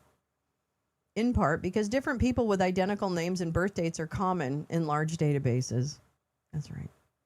Georgia's 2020 registration database includes about 7.7 million voters. What's more, Georgia's publicly available data includes only a voter's birth year, this is where the birth thing really hit them in the ass. Okay? This is where it hit them in the ass because it wouldn't have enough information to get a true match. And they just went based on the year of birth. I'm not kidding. That made potential matches highly suspect. Yeah, in fact, it was most of the matches were highly suspect because of it. Finally, experts said Trump's analyses didn't account for the fact that it's legal for some people, including college students, snowbirds with vacation homes, and people on temporary work assignments, to vote at their original residences. Even Ken Block, an expert hired by the Trump campaign, hello, you know, the election fraud guy, Ken Block. He was hired in 2020 to look for fraud, rejected the analyses. We read his report. Every single claim they asked me to look at was false, Block told the Atlanta Journal-Constitution. State investigators also rejected the claims. They found 4 absentee ballots cast in the names of dead people, not 10,315 as Trump claimed. All 4 ballots were cast by relatives of the deceased. The number of underage and unregistered voters investigators found, 0. The most well-known suspicions of voting machines, here we go. This is the part to pay attention to. Based on the idea that they could switch votes from one candidate to another. There's not a single confirmed example of vote flipping in a Georgia election. Accusations of reversed votes have never been substantiated. False allegations about Georgia's voting machines manufactured by Dominion, now owned by a MAGA, resulted in a $787 million settlement of defamation claims against Fox News. That's right. Fox News lied about voting machines and had to pay almost $1 billion. Probably $1 billion after all the lawyer fees. Yeah. There is 0 evidence of a machine flipping an individual's vote. Are there elderly people whose hands shake and they probably hit the wrong button slightly and they didn't review their ballot properly before they printed it? That's the main situation we've seen, said Gabriel Sterling, Chief Operating Officer for the Secretary of State's office. That claim was a lie through the 2020, and it's a lie now. The most recent example of a vote-flipping allegation came in Whitfield County, where a middle-aged man told election workers he thought a voting machine had changed his vote on a ballot question this month. U.S. Rep. Marjorie Taylor Greene, a Republican and Dump supporter, well, she was, repeated the vote-flipping allegation. Election Supervisor Shani Bryson said she helped the voter cancel his printed-out ballot before casting it, and he was able to vote again without further difficulty. She said it's possible the voter made the wrong selection on the touchscreen. Many objections to voting machines are based on concerns about the vulnerability of computerized systems to possible hacks.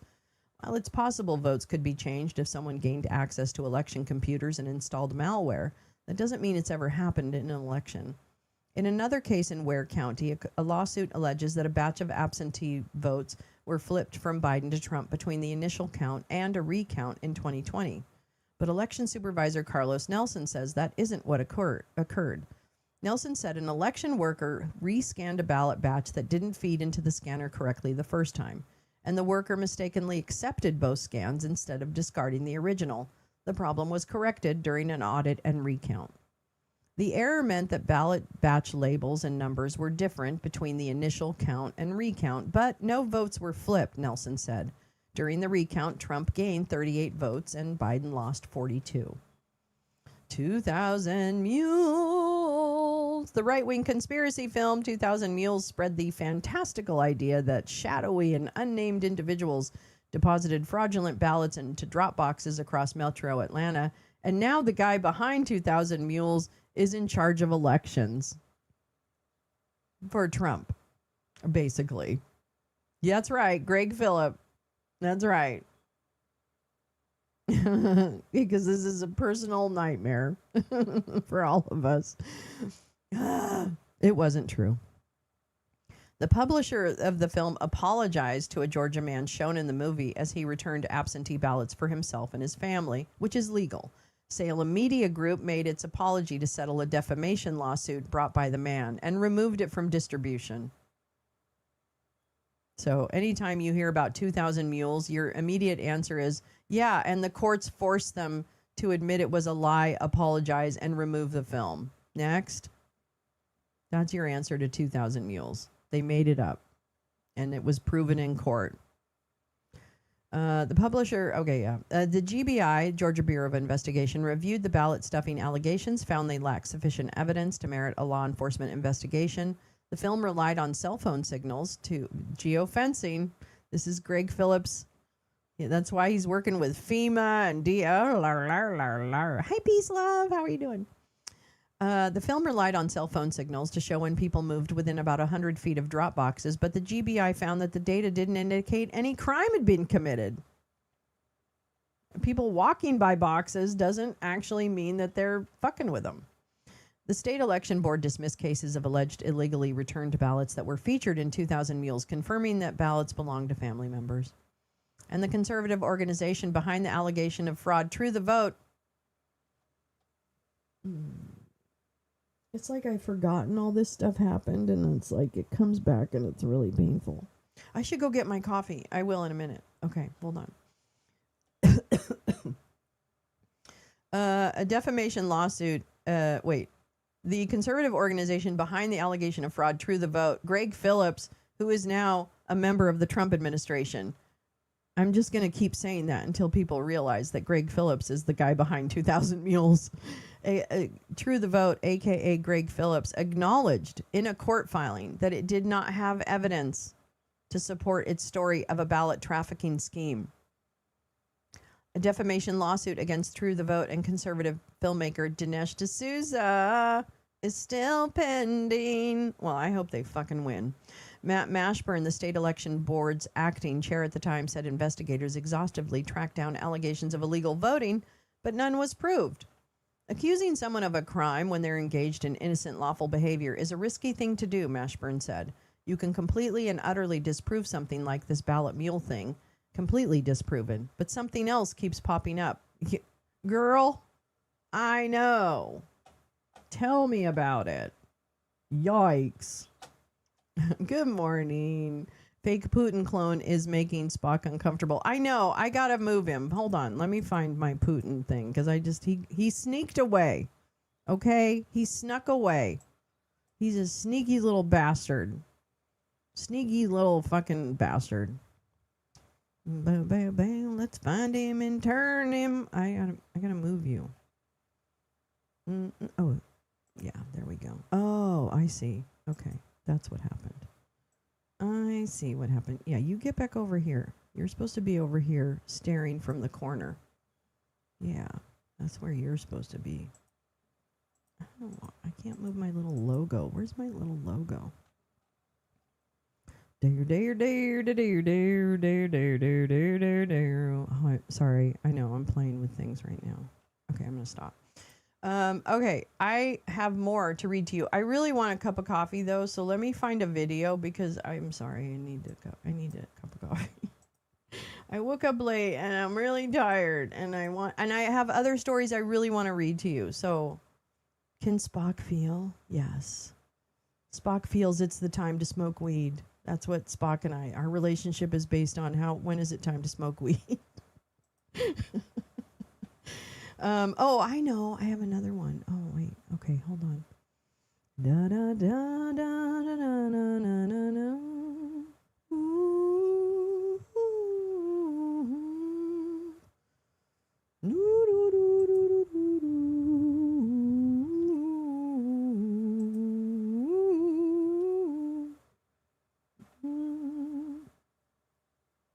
Oh, you know what? Oh, okay. I want to play this. I haven't watched this, so I apologize. I think it's probably pretty decent though. This is a Deutsche Welt. We love our Deutsche Welt. God bless the Deutsche Welt. Der Deutsche Welt. Die Deutsche Welt. I guess it's Die Deutsche Welt. Yeah, probably.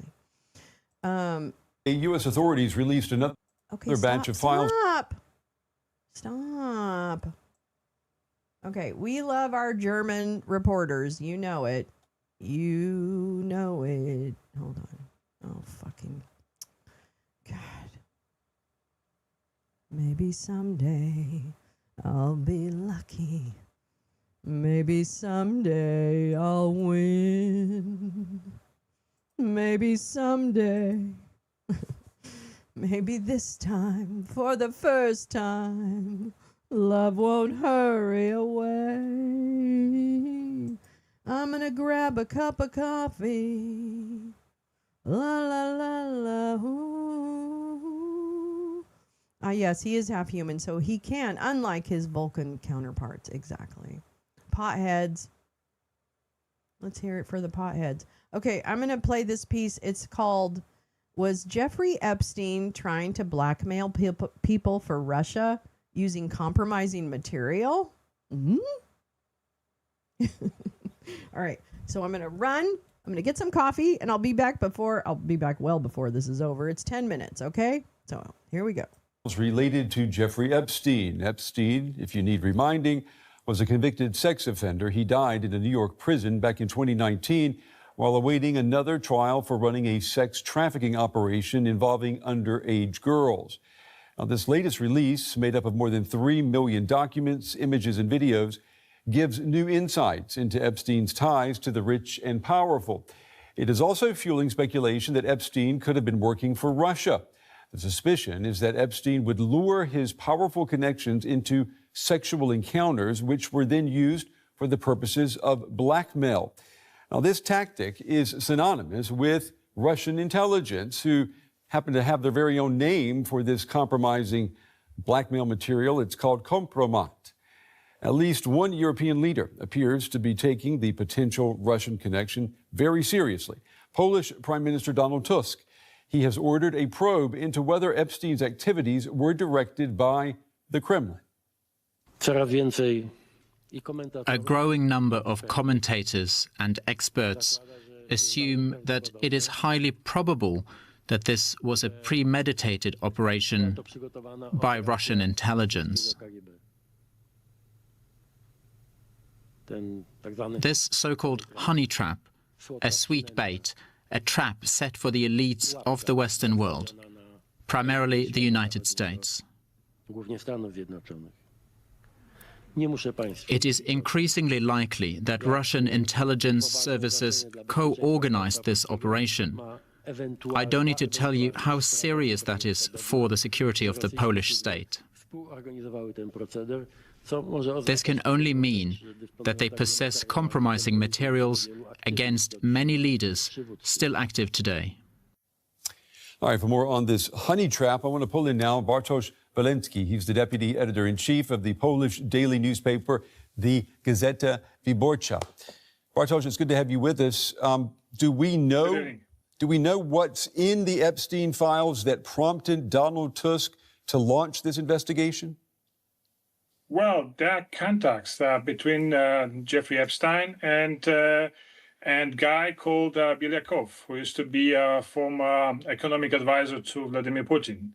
And well, if you are advisor to Vladimir Putin, if you work with the Kremlin as a Russian national, you must have some connections with the secret services. You must be involved in all those dealing by FSB, so the successor of KGB.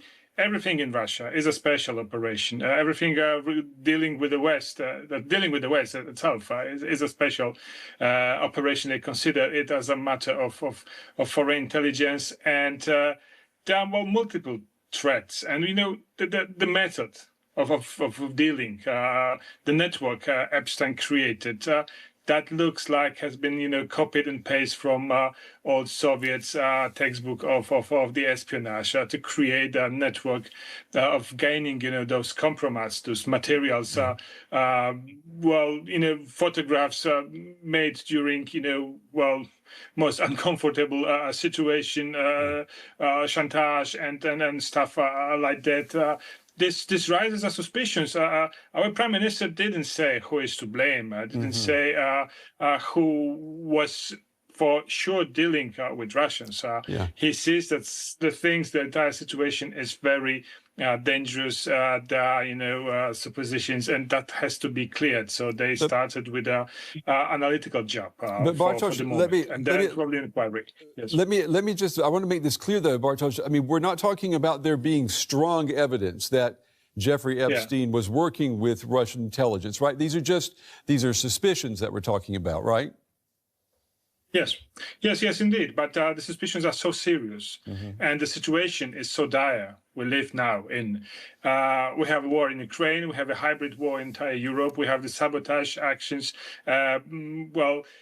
Done by Russia in Poland, in Germany. We don't know what happened in Spain. I mean, this terrible accident with the trains. We have a drone assault in Poland. So many things are happening, and suddenly we learn about global network of pedophilia and espionage, which is really frightening. And if you sum that up, you need to be very cautious, and you need to know who you're dealing with. There are some Polish names on the list. There are some Polish girls that possibly have been recruited by Epstein or one of his henchmen in Poland. What about the investigation? 15 years ago. Bartosz, Yes, what about the investigation? How is the investigation going to work? Do we know? Yes, we know. The prosecutor general will be the head of the investigation, and the first step would be to analyze everything that has been revealed from the Epstein files or from other sources, and then there will be connections analyzed, and then in criminal cases there will be a criminal prosecution, and cases regarding counterintelligence, there will be further analytical job done, probably with the allies from NATO and from other countries, looking for Russian operatives in the network, if there are any. Of course, this is very vague. It must be checked, but. Actually, the experts say that smells Russian, terribly Russian stench, what gets out of it. And it's funny that nobody came to this conclusion earlier. This is nothing new, the Epstein case that's for a decade. Since we first learned about this procedure. Bartosz, funny, nobody learned about it before, that the Russians could be involved. I know that Donald Tusk says that Epstein's activities could pose a national security threat to Poland. Help us understand that. I mean, how can his activities be a threat, considering that Jeffrey Epstein is dead? He's no longer alive. What he did before. We know about politicians, we know about diplomats who are giving him access to restricted material, to the classified informations also regarding security of the NATO. Do you know, Bartosz, the nature of that information? Is there anything that you can, divulge here tonight? No. I mean, what was shared that could be so bad? We don't know such details, but there is also a supposition that among the information he was given by those Norwegian diplomats, by the British politicians, were also NATO secrets. If he known about the measures taken for the bailout of Greece during the Euro crisis, he could have learned about NATO defense plans for the eastern flank of the alliance. Why not? That also has to be checked and proved. If Russians have our defense plans, that could mean a disaster for the NATO. This is an extremely serious business here, and interestingly, that has been tolerated for so long. Nobody seen that coming.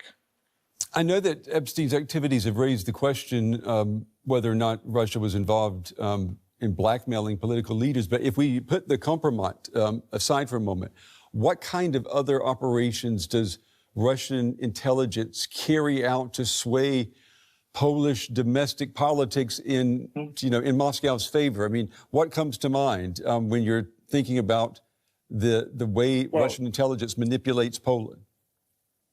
Well, let me start that this is a hybrid war. So this is almost a war. We live in such a pre-war period, as our Prime Minister used to say. We have two different types of operation. The first is kinetic. I mean, the saboteurs who were committing arsons in Poland. Few of them were arrested and even sentenced. They are migrants from Belarus, from Ukraine, that have been recruited by the Russian special services. And that accident, that blowing up the rails close to Warsaw a few months ago, was also caused by such saboteurs. This is the first sort of actions, and this is the most dangerous, most acute thing. And the other thing is, constant propaganda operation, manipulation over social platforms, spreading, fake news regarding Ukraine, regarding the war in the Ukraine. The Russians are aware that they can't make Poles to Russian lovers. Nobody in Poland would believe that Putin is a man of peace and so on. But they easily could trigger anti-Ukrainian, anti-Western sentiments. And, they are quite effective with that because we observe a rise in terms of anti-Ukrainian sentiment in Poland. They're using, some tensions that exist between Polish and Ukrainian community living in Poland. And this is a serious issue. And it's hard to defend yourself because, Elon Musk isn't working, isn't playing the same team as we are, unfortunately. He's supporting somebody else. Yeah. Well, we know that you will stay on this story, Bartosz, as will we, and we appreciate you taking the time tonight to tell us exactly how, it's being seen in Poland. It's an important part of this story. We appreciate your time. Thank you. That was really good. And, Gal had said on Monday, pay attention to Poland, what Poland's doing. And now I understand. And then I think, Teresa, are you or Tina the one who pulled out this piece from Polish radio? This is from Polish radio from February 2nd. Files released Friday. Let me move this over here so I can see. Now I can look at you. Files released Friday by the U.S. Department of Justice, comprising around 3 million pages, 2,000 recordings, and roughly 180,000 photographs from Jeffrey Epstein case, have revealed references to Polish citizens. Among the materials are emails from September 2013 that mention the name of former Polish tennis player Wojciech Fibak. I'm so sorry, I don't speak Polish, and I probably am terrible with the pronunciation, who later became an art collector. Epstein's calendar also includes a note that was scheduled to meet Fibak on the 5th of October in 2013 in Paris regarding fine art investments. Next to this entry, a name has been redacted, which investigators say may indicate the participation of a victim whose identity needed to be protected. Authorities noted that some of Epstein's transactions were under review were examined for potential tax avoidance through art investments. Fibak, speaking to the Polish news outlet WP Sportowa Fakty, said he was surprised to see his name appear in the documents. He clarified that he never socialized with Epstein and that the meeting referenced in the files never took place. Fibak noted that he lived in New York for more than 20 years as a neighbor of Epstein, but I hardly knew him. I don't know him. You don't know me. You're gonna tell people you're alone. You don't know me. Da da da da da da da da. All right. So yeah, you're a neighbor. Boy, you know it's real dangerous to be a neighbor of Epstein. I'm telling you right now. During that time, they had many mutual acquaintances and occasionally saw each other at restaurants and art openings, but that was pretty much it. He said that at the time, no one was aware.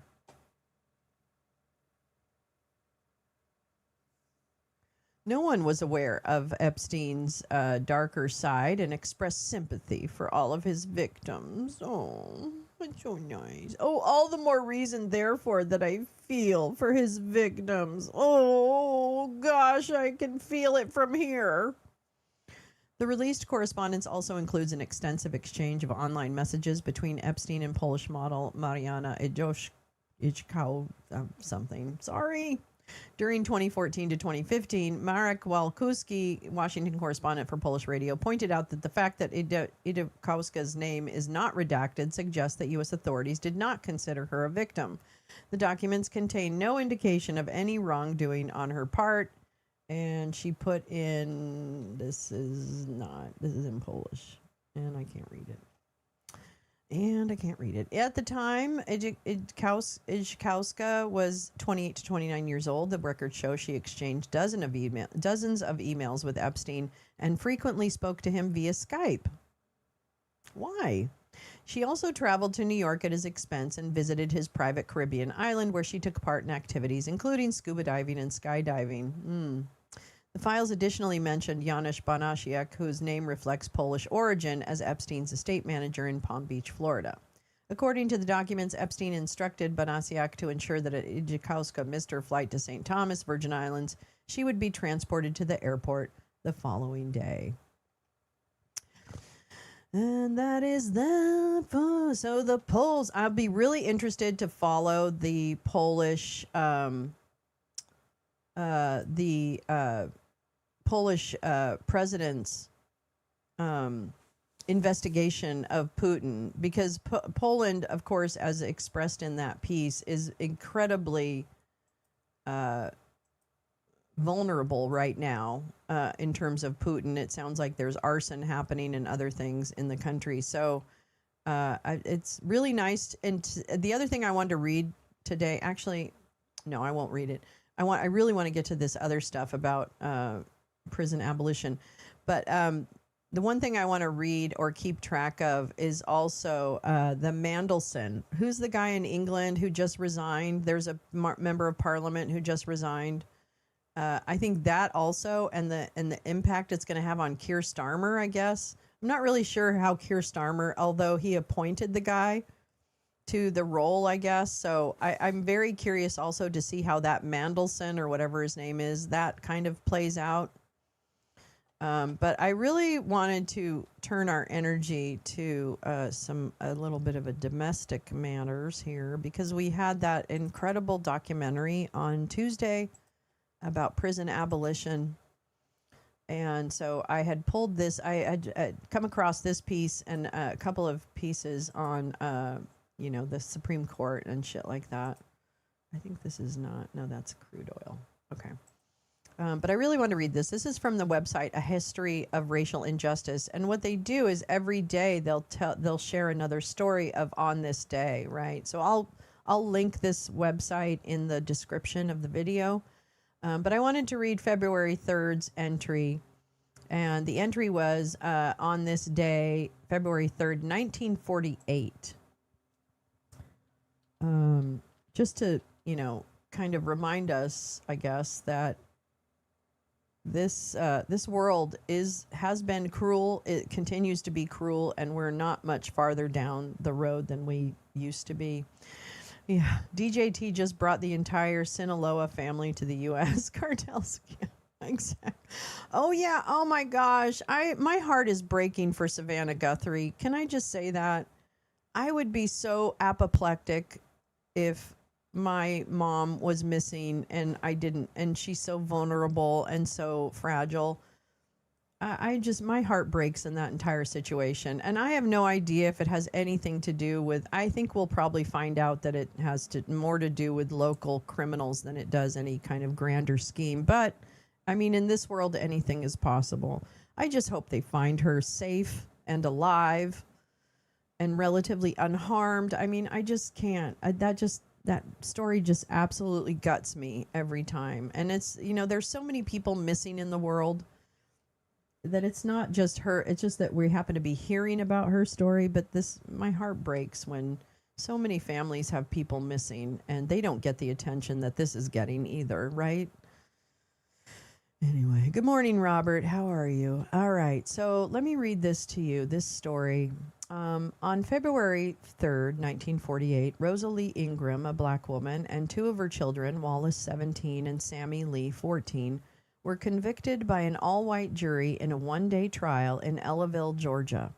The three family members were sentenced to death by electric chair for killing an armed white man in self-defense after he violently assaulted and threatened them. On November 4th, 1947, a white landowner named John Stratford, armed with a shotgun and pocket knife, attacked Ms. Ingram, a widow who worked as a sharecropper on his farm near Ellaville. Testimony later revealed that Mr. Stratford hit Ms. Ingram in the head with the butt of his rifle while threatening to sexually assault and shoot her. Ms. Ingram's sons rushed to their mother's aid when they heard her screaming as she was being attacked. In her defense, one son struck Mr. Stratford with a farm tool, killing him. Ms. Ingram and her sons were arrested soon after. Mr. Stratford was found dead. Even though the local sheriff admitted that the sons acted in defense of their mother, all three family members, Rosa, Wallace, and Sammy Lee Ingram, were sentenced to death by electrocution. Their execution was scheduled for February 27th, 1948. Though Wallace and Sammy Lee were both minors, they were eligible for execution under the law at the time. The U.S. Supreme Court did not ban the execution of children until 2005. After a post-trial motion and pressure from civil rights activists, the trial judge changed the Ingram sentences to life imprisonment. Then in July 1948, the Georgia Supreme Court affirmed their convictions and life sentences. Though Ms. Ingram and her sons no longer had death sentences, they were sent to the state penitentiary and were each forced to serve more than a decade in prison for daring to defend themselves against a violent armed assault by a white man. The Ingrams were not released on parole until 1959.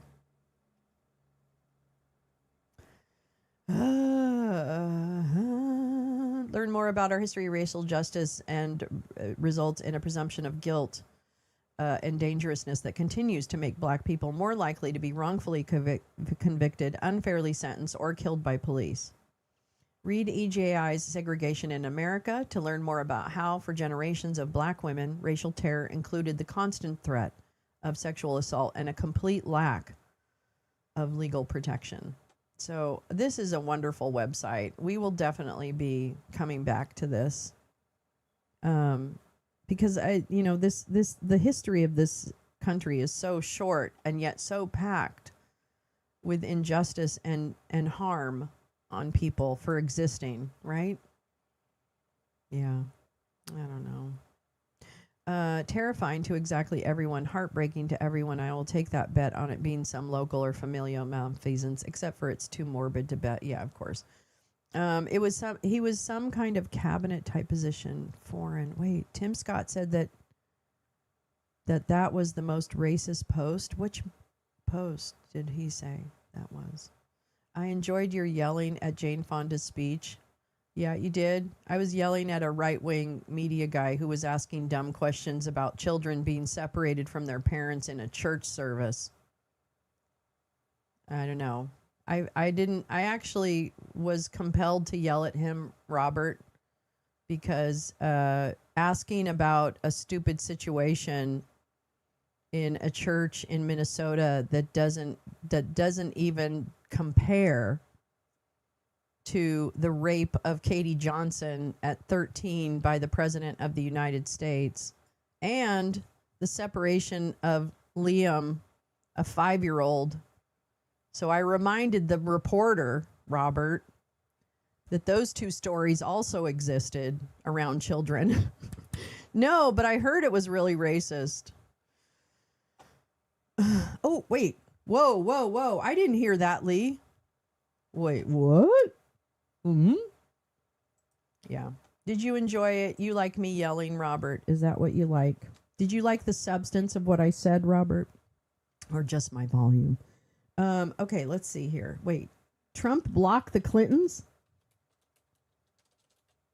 Okay, we're going to get to his racism in a minute, but what? He has a lot to hide. He is the head of it. Oh my God. Oh my God. I did not even see that. Why Trump is suddenly bothered by Clinton's testifying on Epstein. Republicans are the ones leading the investigation, but Dump is still worried about what it means for him. Why do you think that could be? Donald Dump and Melania. Oh, yeah, Bill Clinton. President Dump is suddenly being nice to the Clintons after they announced their plans to testify in a House investigation into sexual predator Jeffrey Epstein, suggesting that our current president...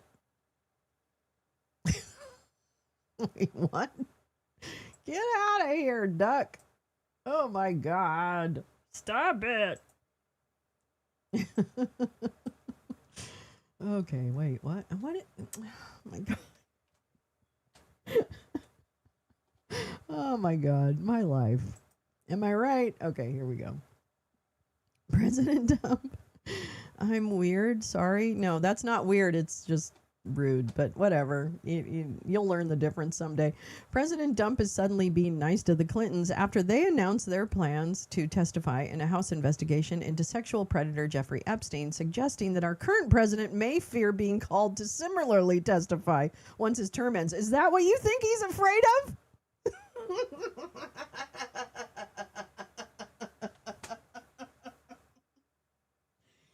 Okay, honestly, New Republic, get a fucking grip. Are you kidding me? You think that Dump is afraid that he's going to be called to testify after his term is over? Are you kidding me right now? That's what you think he's afraid of, is the precedent? Oh my God. This is the worst reporting I've ever read in my entire motherfucking life. I cannot believe it. Not seen where in Article 2 the chief executive is empowered by direct activity of congressional committees. Bill probably, I mean, I would imagine that Dump wants this to go away as fast as possible.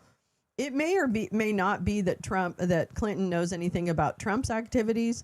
It is probably more likely that there will just be too much information out there, and Dump will be continued to ask questions, and it will come out that he was one of the biggest pedophiles on the island. You know, like he wasn't just a friend, he was the owner, you know. Like, so, and you know, you have to wonder why does Bill Clinton be like, yeah, release everything, ask me anything, I don't care, go ahead, I don't care. I don't know if he really thinks that or if he's just being bold or what. But Tim Scott on Trump's posted the Obamas as, oh God, Tim Scott posted. Okay. All right, we're gonna, yeah. Let me I'm telling you, yeah. Clinton's testimony would corroborate other pieces of evidence, assuming he would be honest, which could start the dominoes falling even harder. I don't know. I get the sense that Bill is like, has no fucks left to give. And I'm going to be honest with you, when you get to a certain age, I actually understand that. I really do. When you get to a certain older age, you do have less fucks to give. And so I wonder if Bill Clinton is either bluffing and saying, I'm going to tell everything, blah, blah, blah, or if he's like, I just don't give a fuck. You know, are you going to put me in jail? Great. 3 hots and a cot. You know, like, I don't know if Bill Clinton really gives a fuck. So I don't know. Oh, screenshot in Discord. Okay. Let's see. What? Tim Scott? Oh no, we gotta switch. Breaking news, everybody. This is Deadline. What is Deadline? I don't even know what Deadline is. Forgive me. Republican Tim Scott. Now, this is something, right? This is something. After 15, none to give. Yeah, exactly. You can't wait. Yeah, you'll get there, honey. Time comes for everyone. All right. You can be all kinds of weird now, but it's gonna, and then you're gonna be like you are now, but old. Ouch. Ouchie. Ouchie. Ouchie. Republican Tim Scott calls Donald Dump's post a video that depicted the Obamas as apes. Quote, most racist thing I've seen out of this White House. Tim Scott, y'all. Tim Scott said that. Tim Scott. What? That's unbelievable. I really thought Tim Scott was really okay with just about everything that came out of this guy's mouth. Maybe he's mad he didn't get the VP pick. Yeah, I'll take more of this, of people speaking up and saying, no, that's not okay. While Democrats have condemned Donald Dump's Truth Social post of a video featuring a racist AI depiction of Barack and Michelle Obama as apes, one of the president's strident defenders also called it out. Senator Tim Scott, who is chairing the GOP's Senate campaign efforts this year, wrote on X, quote, praying it was fake because it's the most racist thing I've seen out of this White House. The president should remove it.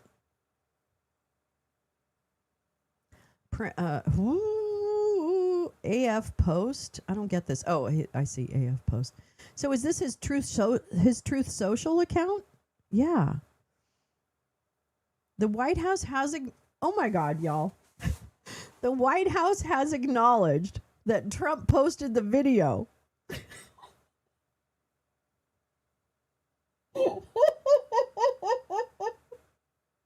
Oh my God. Oh my God. Oh my God.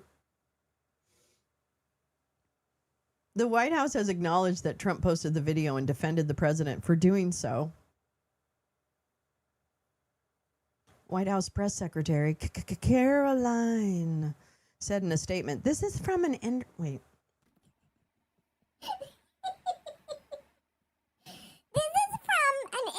Meme video depicting President Dump as the king of the jungle, as Democrats as characters from The Lion King. Okay, please stop the fake outrage and report on something today that actually matters to the American people.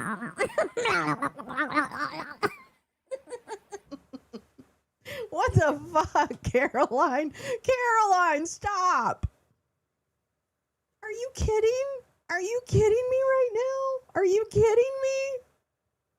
Are you kidding? Are you kidding? The White House, did they take this as an opportunity to back down, folks? No, they didn't. No, not this White House, motherfuckers. Make racism great again. That's what they're doing. The White House has acknowledged that Trump posted the video. I just can't even believe this. And they've defended him for doing so. Is there a link to the defense? Oh, no. It's just another story. Wow. House Minority Leader Hakeem Jeffries said in a statement, President Obama and Michelle Obama are brilliant, compassionate, and patriotic Americans. They represent the best of this country. Donald Trump is a vile, unhinged, and malignant bottom feeder. Why are GOP leaders like John Thune continuing to stand by this sick individual? Every single Republican must immediately denounce Donald Trump's disgusting bigotry. Hakeem Jeffries is so bad at this. Can I tell you? I'm so sorry. I know. I love Hakeem. I met him. He was my dude in Brooklyn when I lived in Brooklyn. I think he's very smart. I think he cares a ton. He's got huge charisma. I just fucking hate the way he responds to these situations. There is just absolutely not giving me any joy. He is stuck in 2018 calling them extreme MAGA Republicans. And you know what? I mean, he needs to say something, so I'm not like, but what, MSNBC and CNN covered the post during morning programming, while Fox News largely ignored it. The clip of the Obamas features an Xarius X watermark, and it appears that the account originally posted the video in October of last year. The 55-second video portrays Trump as a lion, while Hillary Clinton and Zohran Mamdani are depicted as a warthog and hyena, respectively. The Zarius X account has a profile of Pepe the Frog dressed as Trump. The account claimed credit for the fighter jet poop AI video. So Xarius X is Dan Scavino. Fight me. Prove me wrong that this account is not fucking Dan Scavino. Okay? All day long, twice on Tuesday, this bitch is Dan Scavino. Remember, y'all know how literally everything is projection from these psychos. Remember that when they claim we are in social media bubbles or harvesting adrenochrome. There's cannibalism in those files, y'all. Oh, yes. I mean, I do love Hakeem Jeffries. I really do. I have a ton of respect for him. I just think in these moments when it comes to propaganda, rhetoric kind of shit, he can't respond to it. It's not his wheelhouse, and that's fine, but it just personally drives me crazy. Maybe it's good for other people. I don't know. If it works for everybody, I don't care. I can get behind it. But he's just not like, he's like a Chuck Schumer in the making, and it really disturbs me. Okay, but no, that's not true, because Chuck Schumer's worse, and he has been worse. That's not true. Sorry, I didn't mean to make that comparison. They're not the same. Yeah, great. Okay, well, there you go. Nothing seems to touch this guy, so I'm actually kind of shocked that Tim Scott would choose this moment to grow a pair of balls. I really am. I'm really shocked that this would be his sword falling thing. Oh yeah, there's this. We've got to read that too. I thought there was one more thing that I wanted to cover. Oh, you know what? I kind of want to read this. This is from February 4th. This is from SCOTUS blog. A surge in executions in 2025. Here's how the Supreme Court responded. Let me read it and catch up with y'all. Surprised they didn't see extreme bigotry. I know. Yeah, and he is kind of corporate. Yeah, same thing with,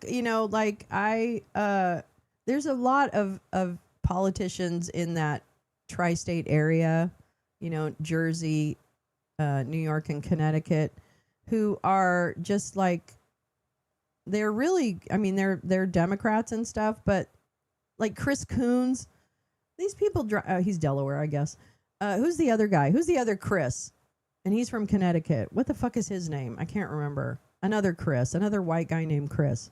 Anyway, they're all so corporate. And I'm telling you right now, here's the key. We have got to get together. This is dumb. I'm sorry. I just wish we could fight money in politics. I really, really fucking do. I really feel like if this country attacked that issue, it would open the floodgates to some more positive change. Let me just put it that way. That's all. No, I think you're right. He's moving in a direction. It is kind of corporate. I think that's a really good way of putting it. And here's the other thing. And it's not malicious, of course. It's that certain Democrats continue to speak like Democrats have always spoken, right? Like, that's my problem, is that they stick to their rhetoric line, of high ground, etc. Not that they should go low. I'm not saying that. But there should be a more articulate and a more disinformation-based read on Republicans. And it should be combated with facts calmly. Like, I don't know what the answer is, actually, but I can only imagine that I would respond better if you tell me what the real answer is when the Republicans come out with their bullshit. If someone is able to be eloquent about, like, where we are and what just happened, that actually helps me start to learn more about the situation and form and create a well-informed opinion. I'm not waiting for someone to tell me what to think. I want them to give me an explanation that then I can use. Like, for example, like hearing that Epstein is really like was much more a center of the cabal, just for a convenient term, that Epstein served as really the centerpiece of this cabal and where we are now, and had much more to do with where we are now politically than I even imagined. that is helpful to me because when I look at the Epstein files, I don't see that.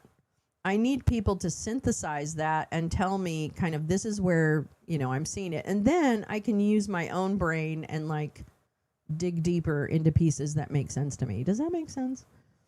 So I want clear, somewhat emotionless descriptions of what this information may or may not mean. Now, I understand not everybody can handle that because then they'll just run off and be like, I don't know, whatever the crazy thing is.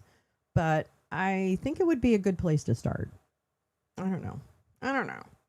And I do think that the Democrat Party, I don't know where the Democratic National Committee is. I'm not even sure what they do, frankly. Ken Martin, useless. I'm not sure if they were prepared, even with all the preparation that we had. We knew kind of what this administration was aiming towards. But of course, it was so bold and audacious in terms of Technet of America and all that stuff that you don't want to believe that there's a world order. And I'm not even saying there's a world order where everybody gets together and says, this is what we're going to do. I mean, these guys have a very shared liability, right? Exposure for illegal activities, which range from rape and cannibalism to money laundering, and fraud.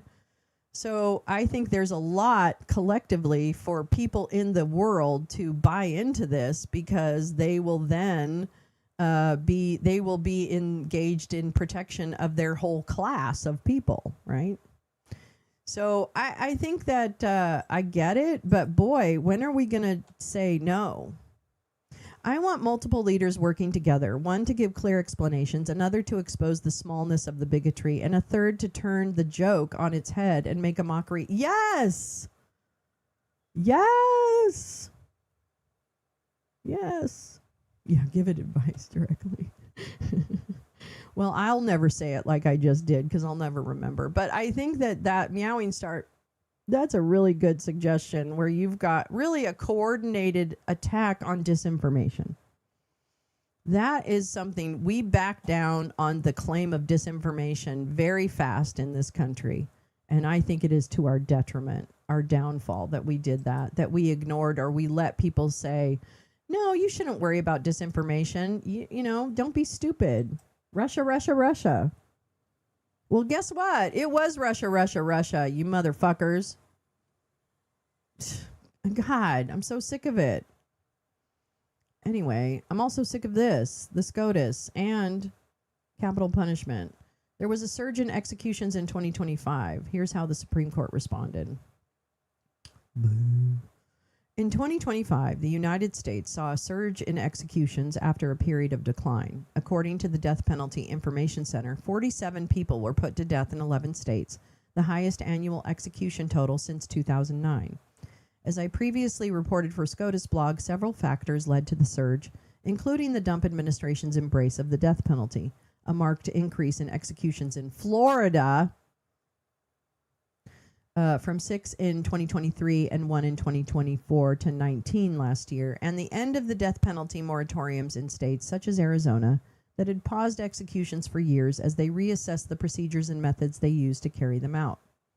The Supreme Court also played a role by denying every request to postpone an execution that it fielded in 2025, most of the time doing so without any noted disagreement. Here's a brief overview of those decisions, as well as a look at the coming year. Let me see. Pizzagate was true. No, Pizzagate was not true. Pizzagate was not true.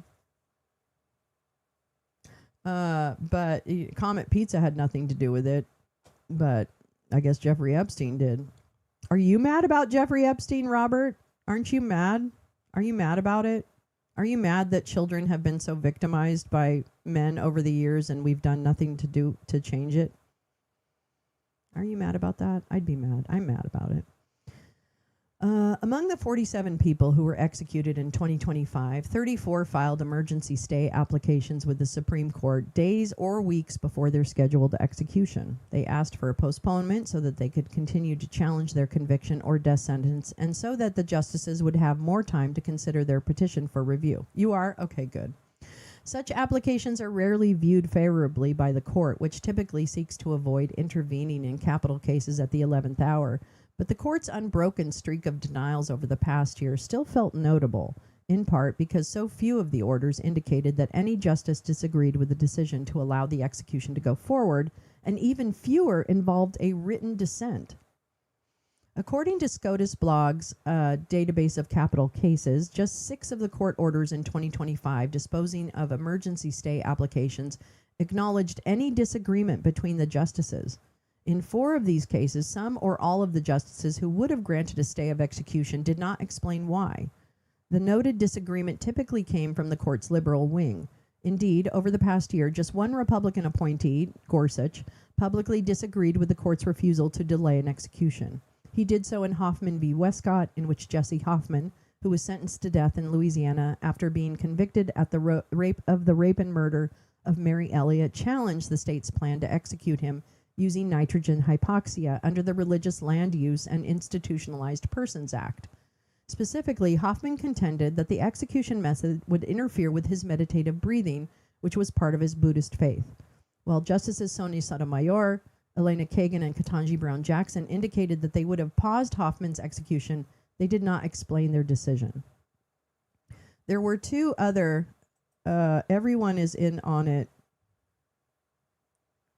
What do you mean everyone? No, Robert, not everyone. And no, it isn't. No. Oh my God. Hey, everybody. This is disinformation in action right now. You can just look at the comments in the chat and you'll see how we got here. Because people believe that. Hollywood is full. I know. I'm not going to bother. You're right. I'm tired. Okay, let's see.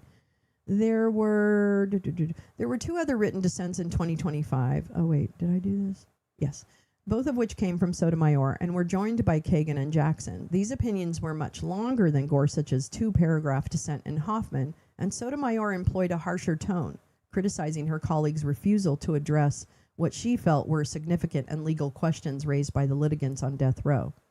For example, in Crawford v. Mississippi, Ms. Sotomayor contended that the Supreme Court had abandoned its duty to resolve an important question about whether its 2018 decision holding that lawyers may not override a defendant's explicit and unequivocal decision not to concede guilt at trial applied retroactively to cases on collateral review. That question, raised by Charles Ray Crawford, who was sentenced to death in Mississippi after being convicted of kidnapping, raping, and murdering Christy Ray, divided lower courts and deserved the court's attention, Sotomayor continued, even if Crawford could have raised it earlier. But perhaps the more memorable of Sotomayor's 2 dissents came in Boyd v. Ham, a case in which Anthony Boyd, who was sentenced to death in Alabama after being convicted of the kidnapping and murder of Gregory Hughley, asked to die by firing squad rather than nitrogen hypoxia. Boyd contended that the use of nitrogen hypoxia, which he claimed would lead to his slow suffocation, violates the 8th Amendment's ban on cruel and unusual punishment. In her 9-page opinion, Sotomayor urged readers to imagine suffocating to death over the course of 4 minutes. That is what awaits Anthony Boyd tonight, she wrote. When the gas starts flowing, he will immediately convulse. He will gasp for air, and he will thrash violently against the restraints holding him in place as he experiences this intense psychological torment until he finally loses consciousness. Sotomayor contended that the court had denied Boyd the barest form of mercy by refusing his request to die by firing squad, which would kill him in seconds. The Constitution would grant him that grace. My colleagues do not, she wrote. In light of the dearth of noted disagreement in capital cases in 2025, it's unlikely that the court's denial streak will end anytime soon, or that we'll learn why exactly these claims are being denied. That said, the fact that 2 of the 3 written dissents centered on nitrogen hypoxia may signal that a case on its use may make it to the oral argument docket in the near future.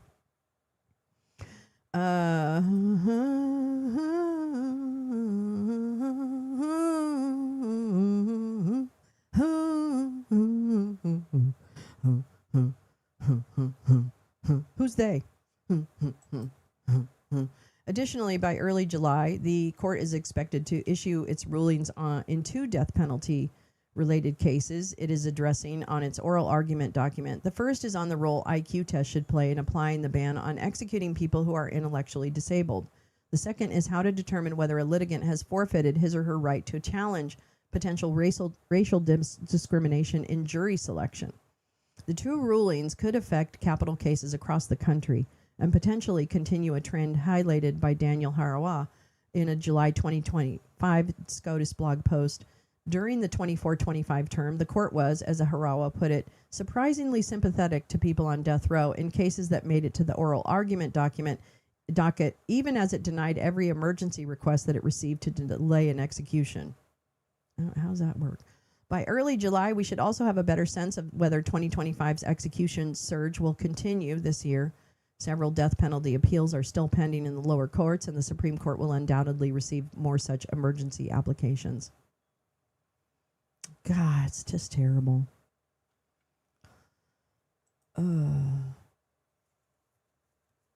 No, I think there's a lot of bad people in the world, Robert, and I think that if you look at the Weinstein stuff, you can almost, well, actually, it's pretty well documented that the Me Too movement was infiltrated and squashed and all that kind of stuff. So they didn't know. TMZ? What is Why are you watching TMZ? Why are you watching TMZ? That's not news. Is that where you get your news? Is that where you get your news? What? Was not advice for dealing with cavils. Anyway. Oh, my God. Let's take a minute. I'm still not awake. I woke up late. Let's turn all this stuff off. Get away. Get away, duck. But paraphrase, yeah. Wait, Blind Hog, what was that study? The 2014 study from Princeton? What is that?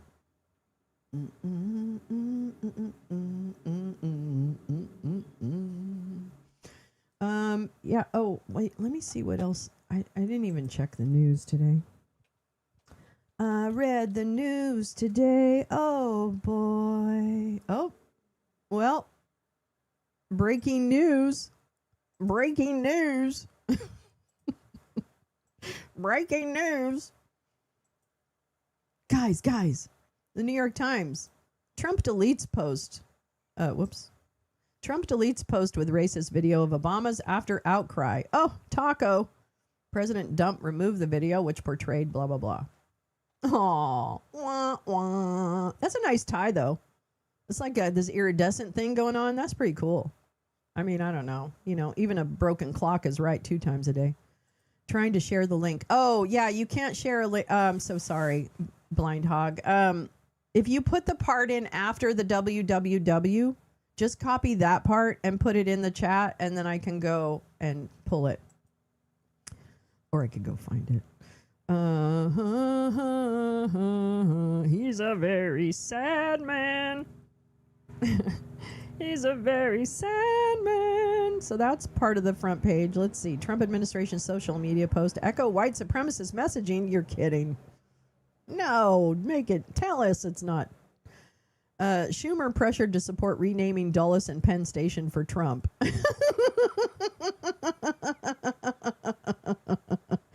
Federal vaccine advisors take aim at coronavirus. One panelist accused the FDA of withholding data on potential harms. Oh my God, that's that stupid vaccine panel. Fuck that. Oh, the latest U.S. boat strike kills 2 in Pacific. That's what I meant by their social battles, removing that post. Oh, yes. I'm actually surprised he removed it. Although I don't know who's actually like doing his social media. It must be Dan Scavino, right? Hi, Karen Diggs. How you doing, girl? We're just like fucking around here. Smithsonian Folklife Festival gives way to Trump's patriotic. What? The summer festival, held annually since 1967, will not take place as usual on the National Mall, which will instead host the President's Great American State Fair. The Smithsonian Institution's Folklife Festival, held in Washington every summer since 1967, will not take place this summer in its usual spot, which instead will be used for Dump's Great American State Fair. The Smithsonian announced on Thursday that this summer, for the 250th anniversary of American independence, isn't that so fucking ironic? Do you think it's so fucking ironic? What's the matter? Do you think there aren't young women still being abused in Hollywood as we speak? You think any journalist anywhere would cover it when there's a monopoly on the media? Well, let's see. Let's unpack that. That's what bothers you? Well, and then I would think that you would appreciate the reporting that's come out. I mean, here's the thing. Yeah, go do one thing within your power to change. So what do you, it's not a Hollywood thing. It's a power thing, Robert. You're falling for these weird little stories. And actually, you know the other thing, Robert? Because there's never enough evidence to, well, sexual abuse crimes are very difficult to convict on physical evidence, right? And especially now, since so many years have passed. But I also think, Robert, we should think about the larger implications. Are you worried about the fact that Trump is so involved in the Epstein stuff, and that his relationship and Epstein's relationship with Russia? Have you read any of the reporting on that to understand like just how big this is, and that it's not Harvey Weinstein, it's not Hollywood? There's a lot of fucked up people in Hollywood. Trust me, I know. But there's also a lot of unfucked up people in Hollywood. Trust me, I know. So the Hollywood thing is a dumb parlor trick that chuds use to talk about an issue that is extraordinarily serious. And so perpetuating dumb theories isn't actually helpful. What we should be doing is trying to understand what this implies for our world and our future. You know, like be focused on that. Okay. Now, why bother is about the... Okay. It's not a theory at this point. It's a dumb broad brush with which to paint an entire industry, Robert. Fucking wake up. Not everybody in Hollywood is a fucking rapist, okay? Grow up. What are you worried about? Where you just want Hollywood to come down? Is this a grievance for Robert where he just wants everyone else to suffer? I know, scapegoating nonsense. You're right. It's always cops and preachers. Yep, that's true, boy. It's true. I don't know what the point is. I don't even know what the point of you saying it's not a theory at this point. It doesn't make any sense to me. Yeah, why solve any problems? Mark Gillens et al. Will fall 2014. Thank you, Blind Hog. Okay, Journal on Perspectives on Politics with co-author Benjamin Page. Let me find that. I can find that. I just don't know. Robert, I don't know. Are you upset? Do you question now your Trump support? Are you questioning any of that? Yeah, Hollywood is an anti-Semitic whistle. You're doing a dog whistle. You're doing a dog whistle. What, Trump support? You keep talking about how we're just all obsessed with Trump and da-da-da-da-da-da-da-da. You play down Trump as being part of the problem. What do you mean, what Trump support, bitch? Get a grip on yourself. Jesus Christ. And you know what? You putting your daughter on camera when you have a fucking stalker in your chat, let's talk about that, Robert. Because, yeah, I got wind of that. And I fucking saw it. You know why? I fucking saw it, Robert. Why are you letting your child, I don't even know how old she is, but she's not a teenager. She's younger than that. And you're putting it on camera You're putting her on camera and letting her talk and having bullets talk to her about if her teacher has an LGBTQ flag in the classroom, and you're not doing fuck all about it. You're letting her show her face to that fucking stalker. What the fuck is wrong with you, you fucking sick fuck? You are so fucking stupid. Excuse me? You're the piece of shit. You're the one putting your little daughter in a chat with a fucking predator. Go fuck yourself, Robert. Go fuck yourself. I'll say it to your face. Come to LA, you motherfucker. What the fuck are you going to do about it? No, I'm just showing everybody who you are, Robert. I'm not going to do shit about it. You are going to sit in your shit. There are predators everywhere? Well, okay. Okay. He's so desperate for engagement that he lets bullets in the chat and lets bullets talk to his daughter on camera. How embarrassing for you, Robert. Oh, are you uncomfortable now, Robert? Because I hit on something that actually should bother you? Is that it, Robert? Are you upset now? Are you mad? Are you triggered? Are you triggered? I think you're triggered, bitch. It's disgusting. You're disgusting. Your wife should know about that. I don't give a shit about your family. I don't fucking care about your family. I'm just making the observation that you're letting your small little daughter talk to fucking bullets and barbecue, who takes pictures of young women and makes them his profile picture. It's really gross. Thank you so much. Call them so everyone can see what a loser you are. Call who? I don't have to call anybody, Robert. Why don't you share this show with your former wife? Since you think I'm such a loser, share this with your wife. I don't know shit. Oh, okay. Okay. Yeah, I fucking watched the clip, Robert, as your daughter was constantly on camera engaging with bullets and barbecue, and you did nothing. Because he wants to fuck me, but he can't, because I wouldn't fuck him if it was like, get mad when people point out.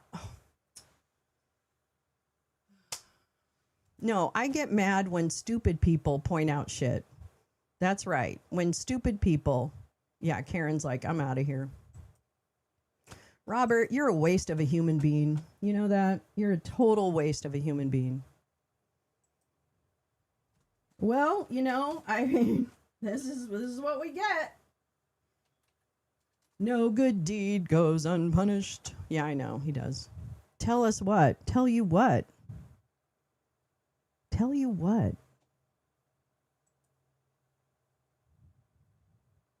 He's not pointing out, he's pointing away.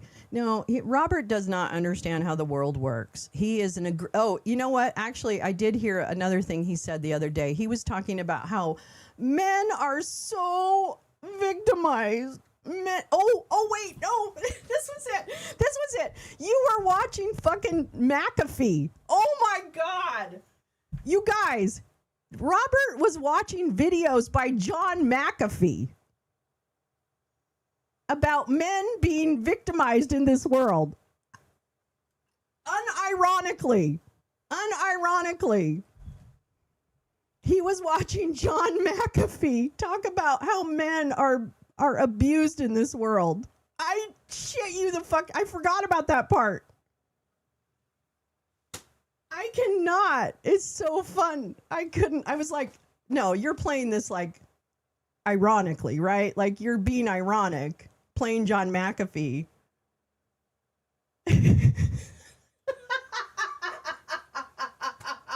Let's see. Let's go down the list, Robert.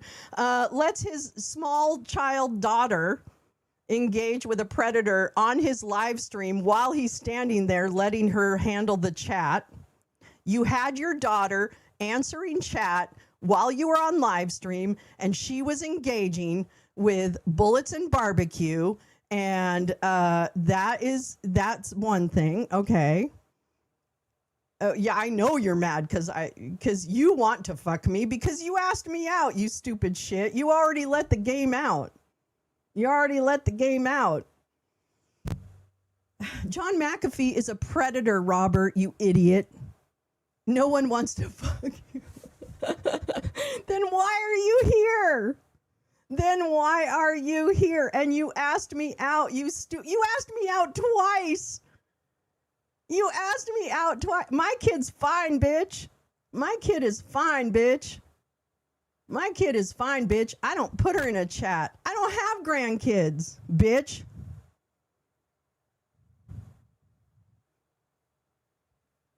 What? Come on. Let's do it. You want to get into it? Let's fucking do it, bitch.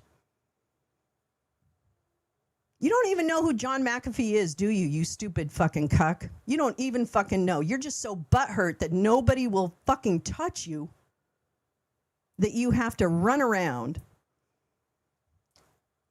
Wait, McAfee? Oh, wait, you're talking about my daughter? Is that what you're doing? Oh, I see. You're talking about my daughter? Is that what you're doing now? You're going to insult my daughter?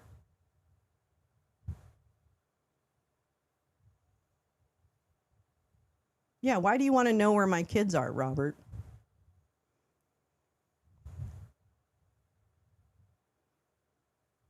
I'm sure there are chubby chasers on the hookup sites for you. I mean, you know, like, come on. I'm telling you, Robert, John McAfee, really? Yeah, enjoy your phrenology. John McAfee is not the retired tennis player.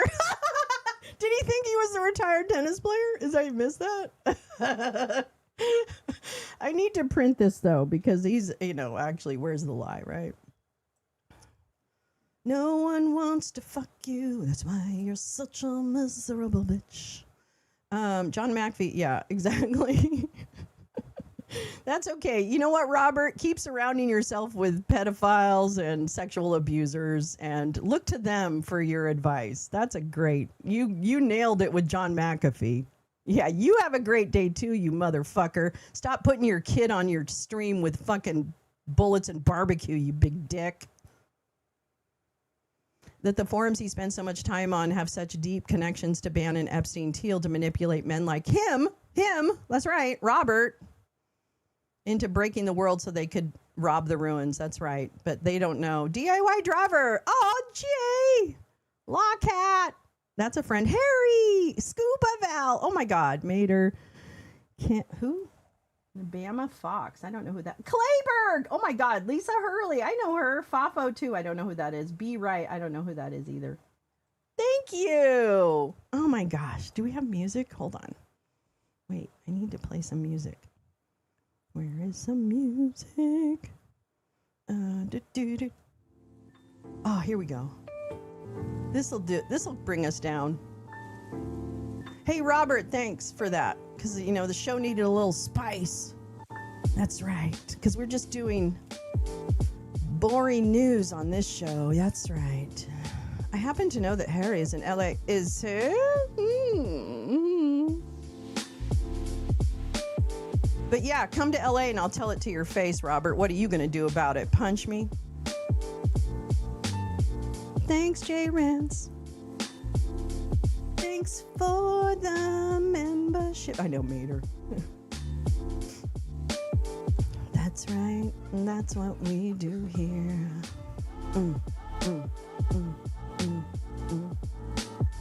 Incels are not invited. Incels are not invited. Incels are not invited.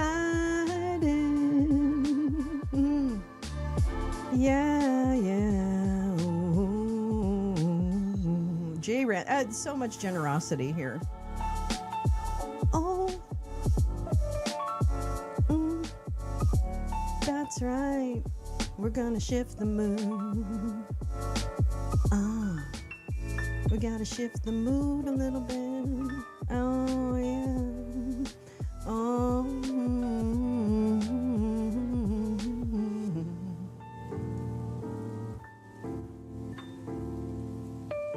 I know. What about a Friday? Come on now. I love this music.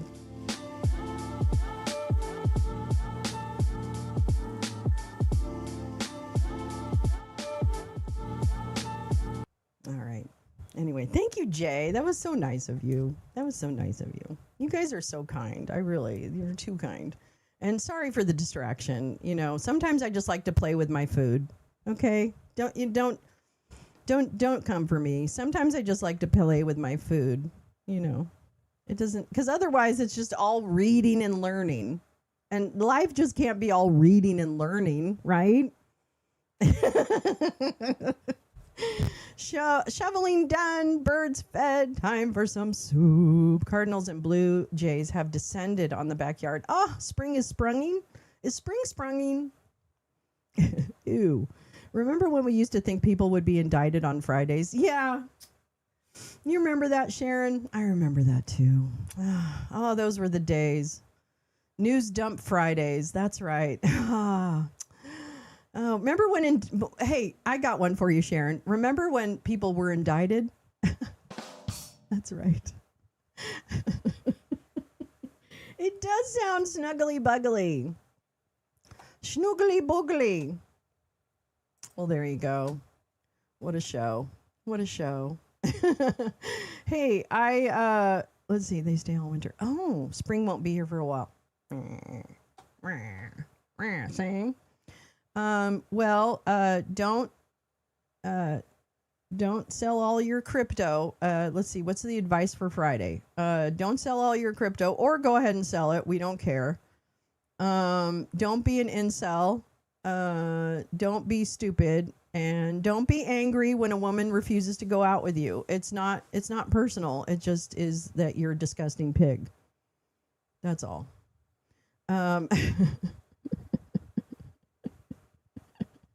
So I have advice for you. Don't be a disgusting pig. You're welcome.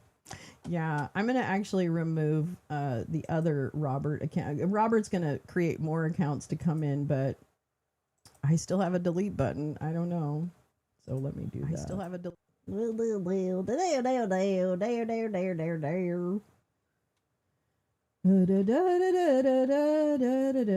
He's still watching, by the way. I can guarantee you.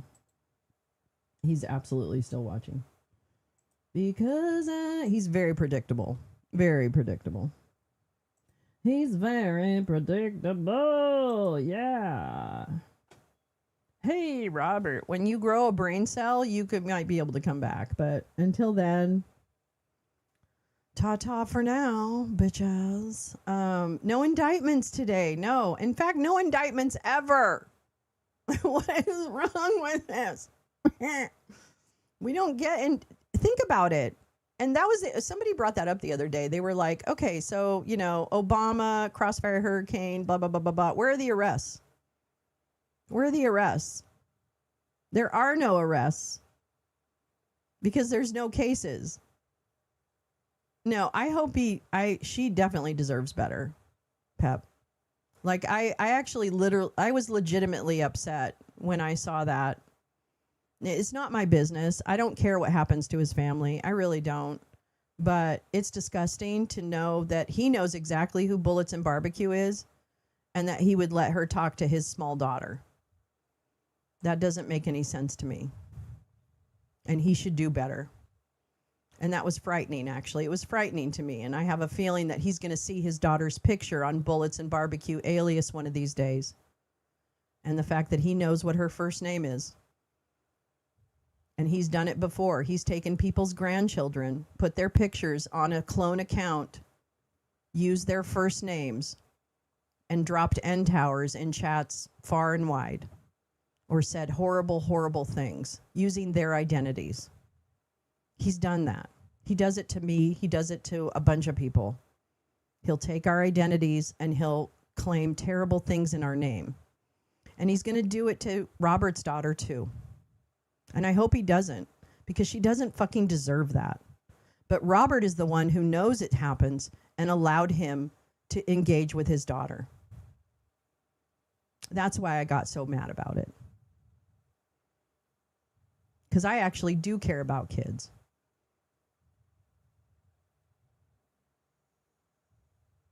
And I would never, ever do anything that would disrupt a family. I don't call CPS.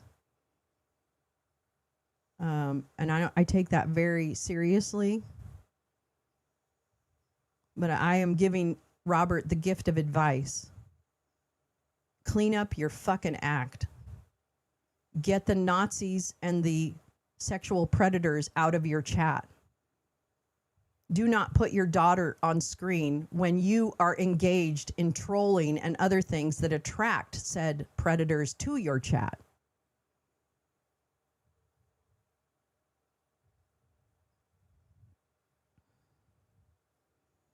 But yeah, come here and yell at me about my daughter. Yeah, maybe that guy would benefit from reading certain journals that were recently published, written by his daughter's, I don't know what his daughter's age is, but she's young. I just know she's young. She's like elementary school or middle, I don't know. But anyway, young enough that she should not be in a chat with bullets and barbecue. So yeah, I mean, this one's on you, Robert. You're the one that has to make the next move. I already pointed it out to you. I pointed out to you what the malbehavior was. It's up to you to fix it. I'm not gonna raise your daughter, and I just hope she has a decent, healthy upbringing with a father who cares about her safety. That's what I hope, because you didn't care about her safety in that minute or that half an hour or however long your stream was, because apparently she was on the stream the whole time holding the camera while you walked around and did your job or whatever it was you were doing. But you weren't paying attention to the chat, although she would read the chat to you and you wouldn't take any response or any action to stop what was being said. So I hope that Bullets doesn't do to you what he's done to other people's children. I really do. I don't want her to go through that. And also, let me also remind you of something, Robert. Children have access to the internet. Your child has access to the internet. Your child can go back and look at all the streams that you've done. And I want you to think real fucking hard about this one. Are you proud of all the streams you've done? Would you show them to your daughter? Would you show them talking about hoes and everything that you talk about? Are you proud? Are you proud of what you create online, Robert?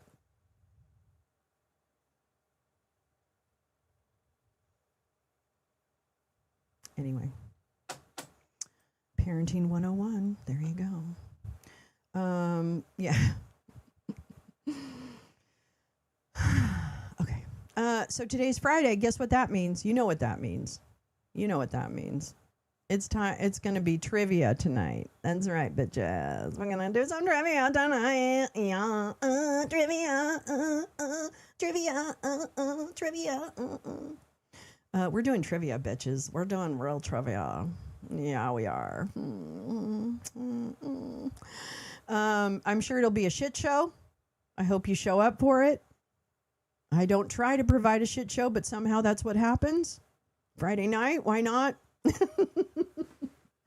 Maybe I have a surprise guest for you tonight. Maybe I don't. I don't know. It could happen.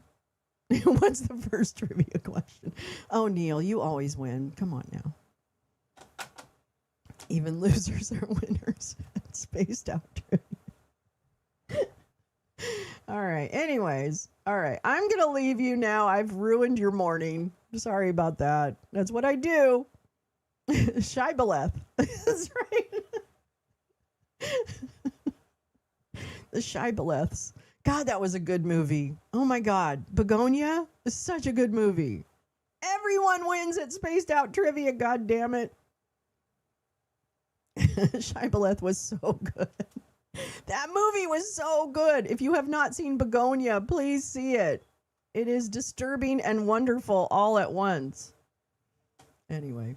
All right. I have to watch Begonia again too. I know we have to like replay a couple of movies. Like I want to replay the prison movie that we just watched, Alabama, the Alabama Solution. I want to rewatch remember the Laura Poitras documentary? Or no, it wasn't Laura. It was the cinematographer for Laura Poitras. Remember that? We watched it way back when, and we were all like, oh, I want to see that again. I think we should see that. Mountainhead, we should watch that again. Max is like, Orgasmo. We have no Orgasmo. I liked Orgasmo. We should watch that again. I love that. It's got to have been a year since we watched that. We do have to think about movies for tomorrow night, too. We haven't picked the movies. Did we? No, we didn't. We didn't pick the movies. We talked about some movies. Okay, well, we'll talk about that tonight. So be thinking about what movies you want to watch tomorrow night if you're going to watch on Discord, because I definitely want to make some decisions tonight. And GP will be there, so it'll be helpful. Has it been a year? I started sleeping. I just started sleeping again. I don't know if it's been a year or not. Has it been a year? Barbarella. That's a good movie. That's a good movie. We haven't seen a Carol Baker movie in weeks. That's true. What's wrong with us? We need to see a Carol Baker. Oh, my God. Oh, Max, did you see the shirt I put on the new merch? So if you don't know, I took down my website. I just can't afford it. So, and nobody's visiting it except for me, which, I love visiting my website, but it's probably not that really a good idea. But let me show you. I have a shirt that is just for Max. And Max, I know you're never going to give me your address, and I respect you for that. But if there's a way I could get a shirt to Carl or a sweatshirt or something, I would really love to send you one of these. Hold on, let me... I got to show you this. I'm surprised they let me put it up. But anyway. Okay, so let me show you. This is the new... Okay, so on my YouTube channel, there's a store at the very end. And I priced them as low as they let me price them. They make you put $3 on top of their cost, the vendor for these products. So know that the prices that are there are just $3 above what the manufacturer is charging me. This is not a money-making operation by any stretch. These are shirts and shit that I want to own. Like my Lolo's Lounge coffee mug, which actually is amazing quality. I'm very happy with this coffee mug. It's very good. But anyway, my point is that I made this shirt, and I just ordered one because I love it so much. But I think it's called Lolo's Lounge, the best damn friends in the whole damn town t-shirt. It's $16.75 American. But you have to see the picture on it is Carol Baker. It's Max's picture. God, I really hate this. Why it won't just show me. It's Carol Baker on a chandelier, and it just says a very tiny Lolo's Lounge down at the bottom. It's a very tiny Lolo's Lounge, so it's not like over-branded. Nothing is totally over-branded, I think. I love this. I know. Max, I'll bring it to Carl. You tell me what size and what item you want and what color, and I will bring that to you. I will bring it to Carl, and he can send it to you. I fucking love this picture so much. Max captured this and sent it to us. It's from the Carpetbaggers. I'm going to tell you right now. And it just has a very tiny Lolo's Lounge. So it's not even like, it's Lolo's Lounge. And you can get it on different things. I can put it on sweatshirts or stuff like that. So tell me what you want and the size. It is the pick and cord. Yes. Yes. And because you're the one that found this picture, so I definitely need to at least give you a free product with the picture on it because I stole it from you. But I absolutely love it. Anyway, so this is like the new place to get lounge shit. And we've got the Resist hoodies. We got a Burnout. This is the Burnout shirt with that AI. And it says Democracy Dino. We have, I love this shit. I already ordered a bunch of stuff for myself. I have a hat. I have a trucker hat with the dino on it. I've got the Lolo's Lounge. Oh, actually, you're not really seeing it, are you? I've got this Lolo's Lounge print. This one. This is what I have on my mug. I fucking love this stuff. I would wear it. There's coffee. And here's the other Democracy Dino in prison. The whatchamacallit, the mug shot also just has a very small Democracy Dino thing. I really tried not to make it like, rah, rah. And there's a resist sticker and a resist tote bag. They didn't come out. I ordered this. I can't wait. I'm getting a knit cap with the resist on it. Wait, I'll show you. I can't wait. And it has it has a little dinosaur resist thing. I fucking love it. I know. And I tried to make it just as cheap as they let me make it. There's a set of 5 buttons with the resist and then with the Lolo's Lounge Classic on it for $11. You can hand out buttons. There's a coffee mug. Oh, I guess that's it. Anyway, there's stuff. But you tell me, just tell me, Max, what you want. In what size and color and stuff, and then I'll do it. Lolo's, I'm going to do my family. Oh, Jane. I'm going to put up some more stuff. I'm trying to do designs that are like fun and that could be, that just outlast the show, right? Like, I don't know. I just want stuff. A resistique. That's right. It is a resistique. Oh, he was up for a job at Chaz Dean. Oh my God. I'm going to tell you right now, the Chaz Dean Salon, I just went there to buy like a few years ago. It's in West Hollywood. I'm going to tell you, it's like an oasis in the middle of a city. Like it's like a garden and everything. I'm going to tell you, it would be a nice place to work, I would think. Probably the people are assholes, not the people that work there, but the people who come there to get their hair done. They probably are assholes, but I'm sure he's used to dealing with that in LA. There's a lot of assholes in LA, as Robert pointed out to us. They're not all pedophiles, though. Anyway, so yeah, that's it. And you can find that just on the website or just on the YouTube channel. And there's all kinds of designs and shit. But yeah, it's in the store. It's right down here at the end. That's your ad for today. That's right. It's all capitalism, folks. We're trying to save democracy, but we're also trying to look good while we're doing it. I'm just kidding. I'm just having fun with it. It's just fun for me because I like to have T-shirts that are silly and shit like that. So that's all. Thank you for coming today. Thank you for spending so much time. Thank you for putting up with my playing with incels. And, I know that does distract us from the stuff we're actually trying to do here. But, once in a while, it's all right to stretch those troll muscles a little bit. All right. Again, have a wonderful Friday.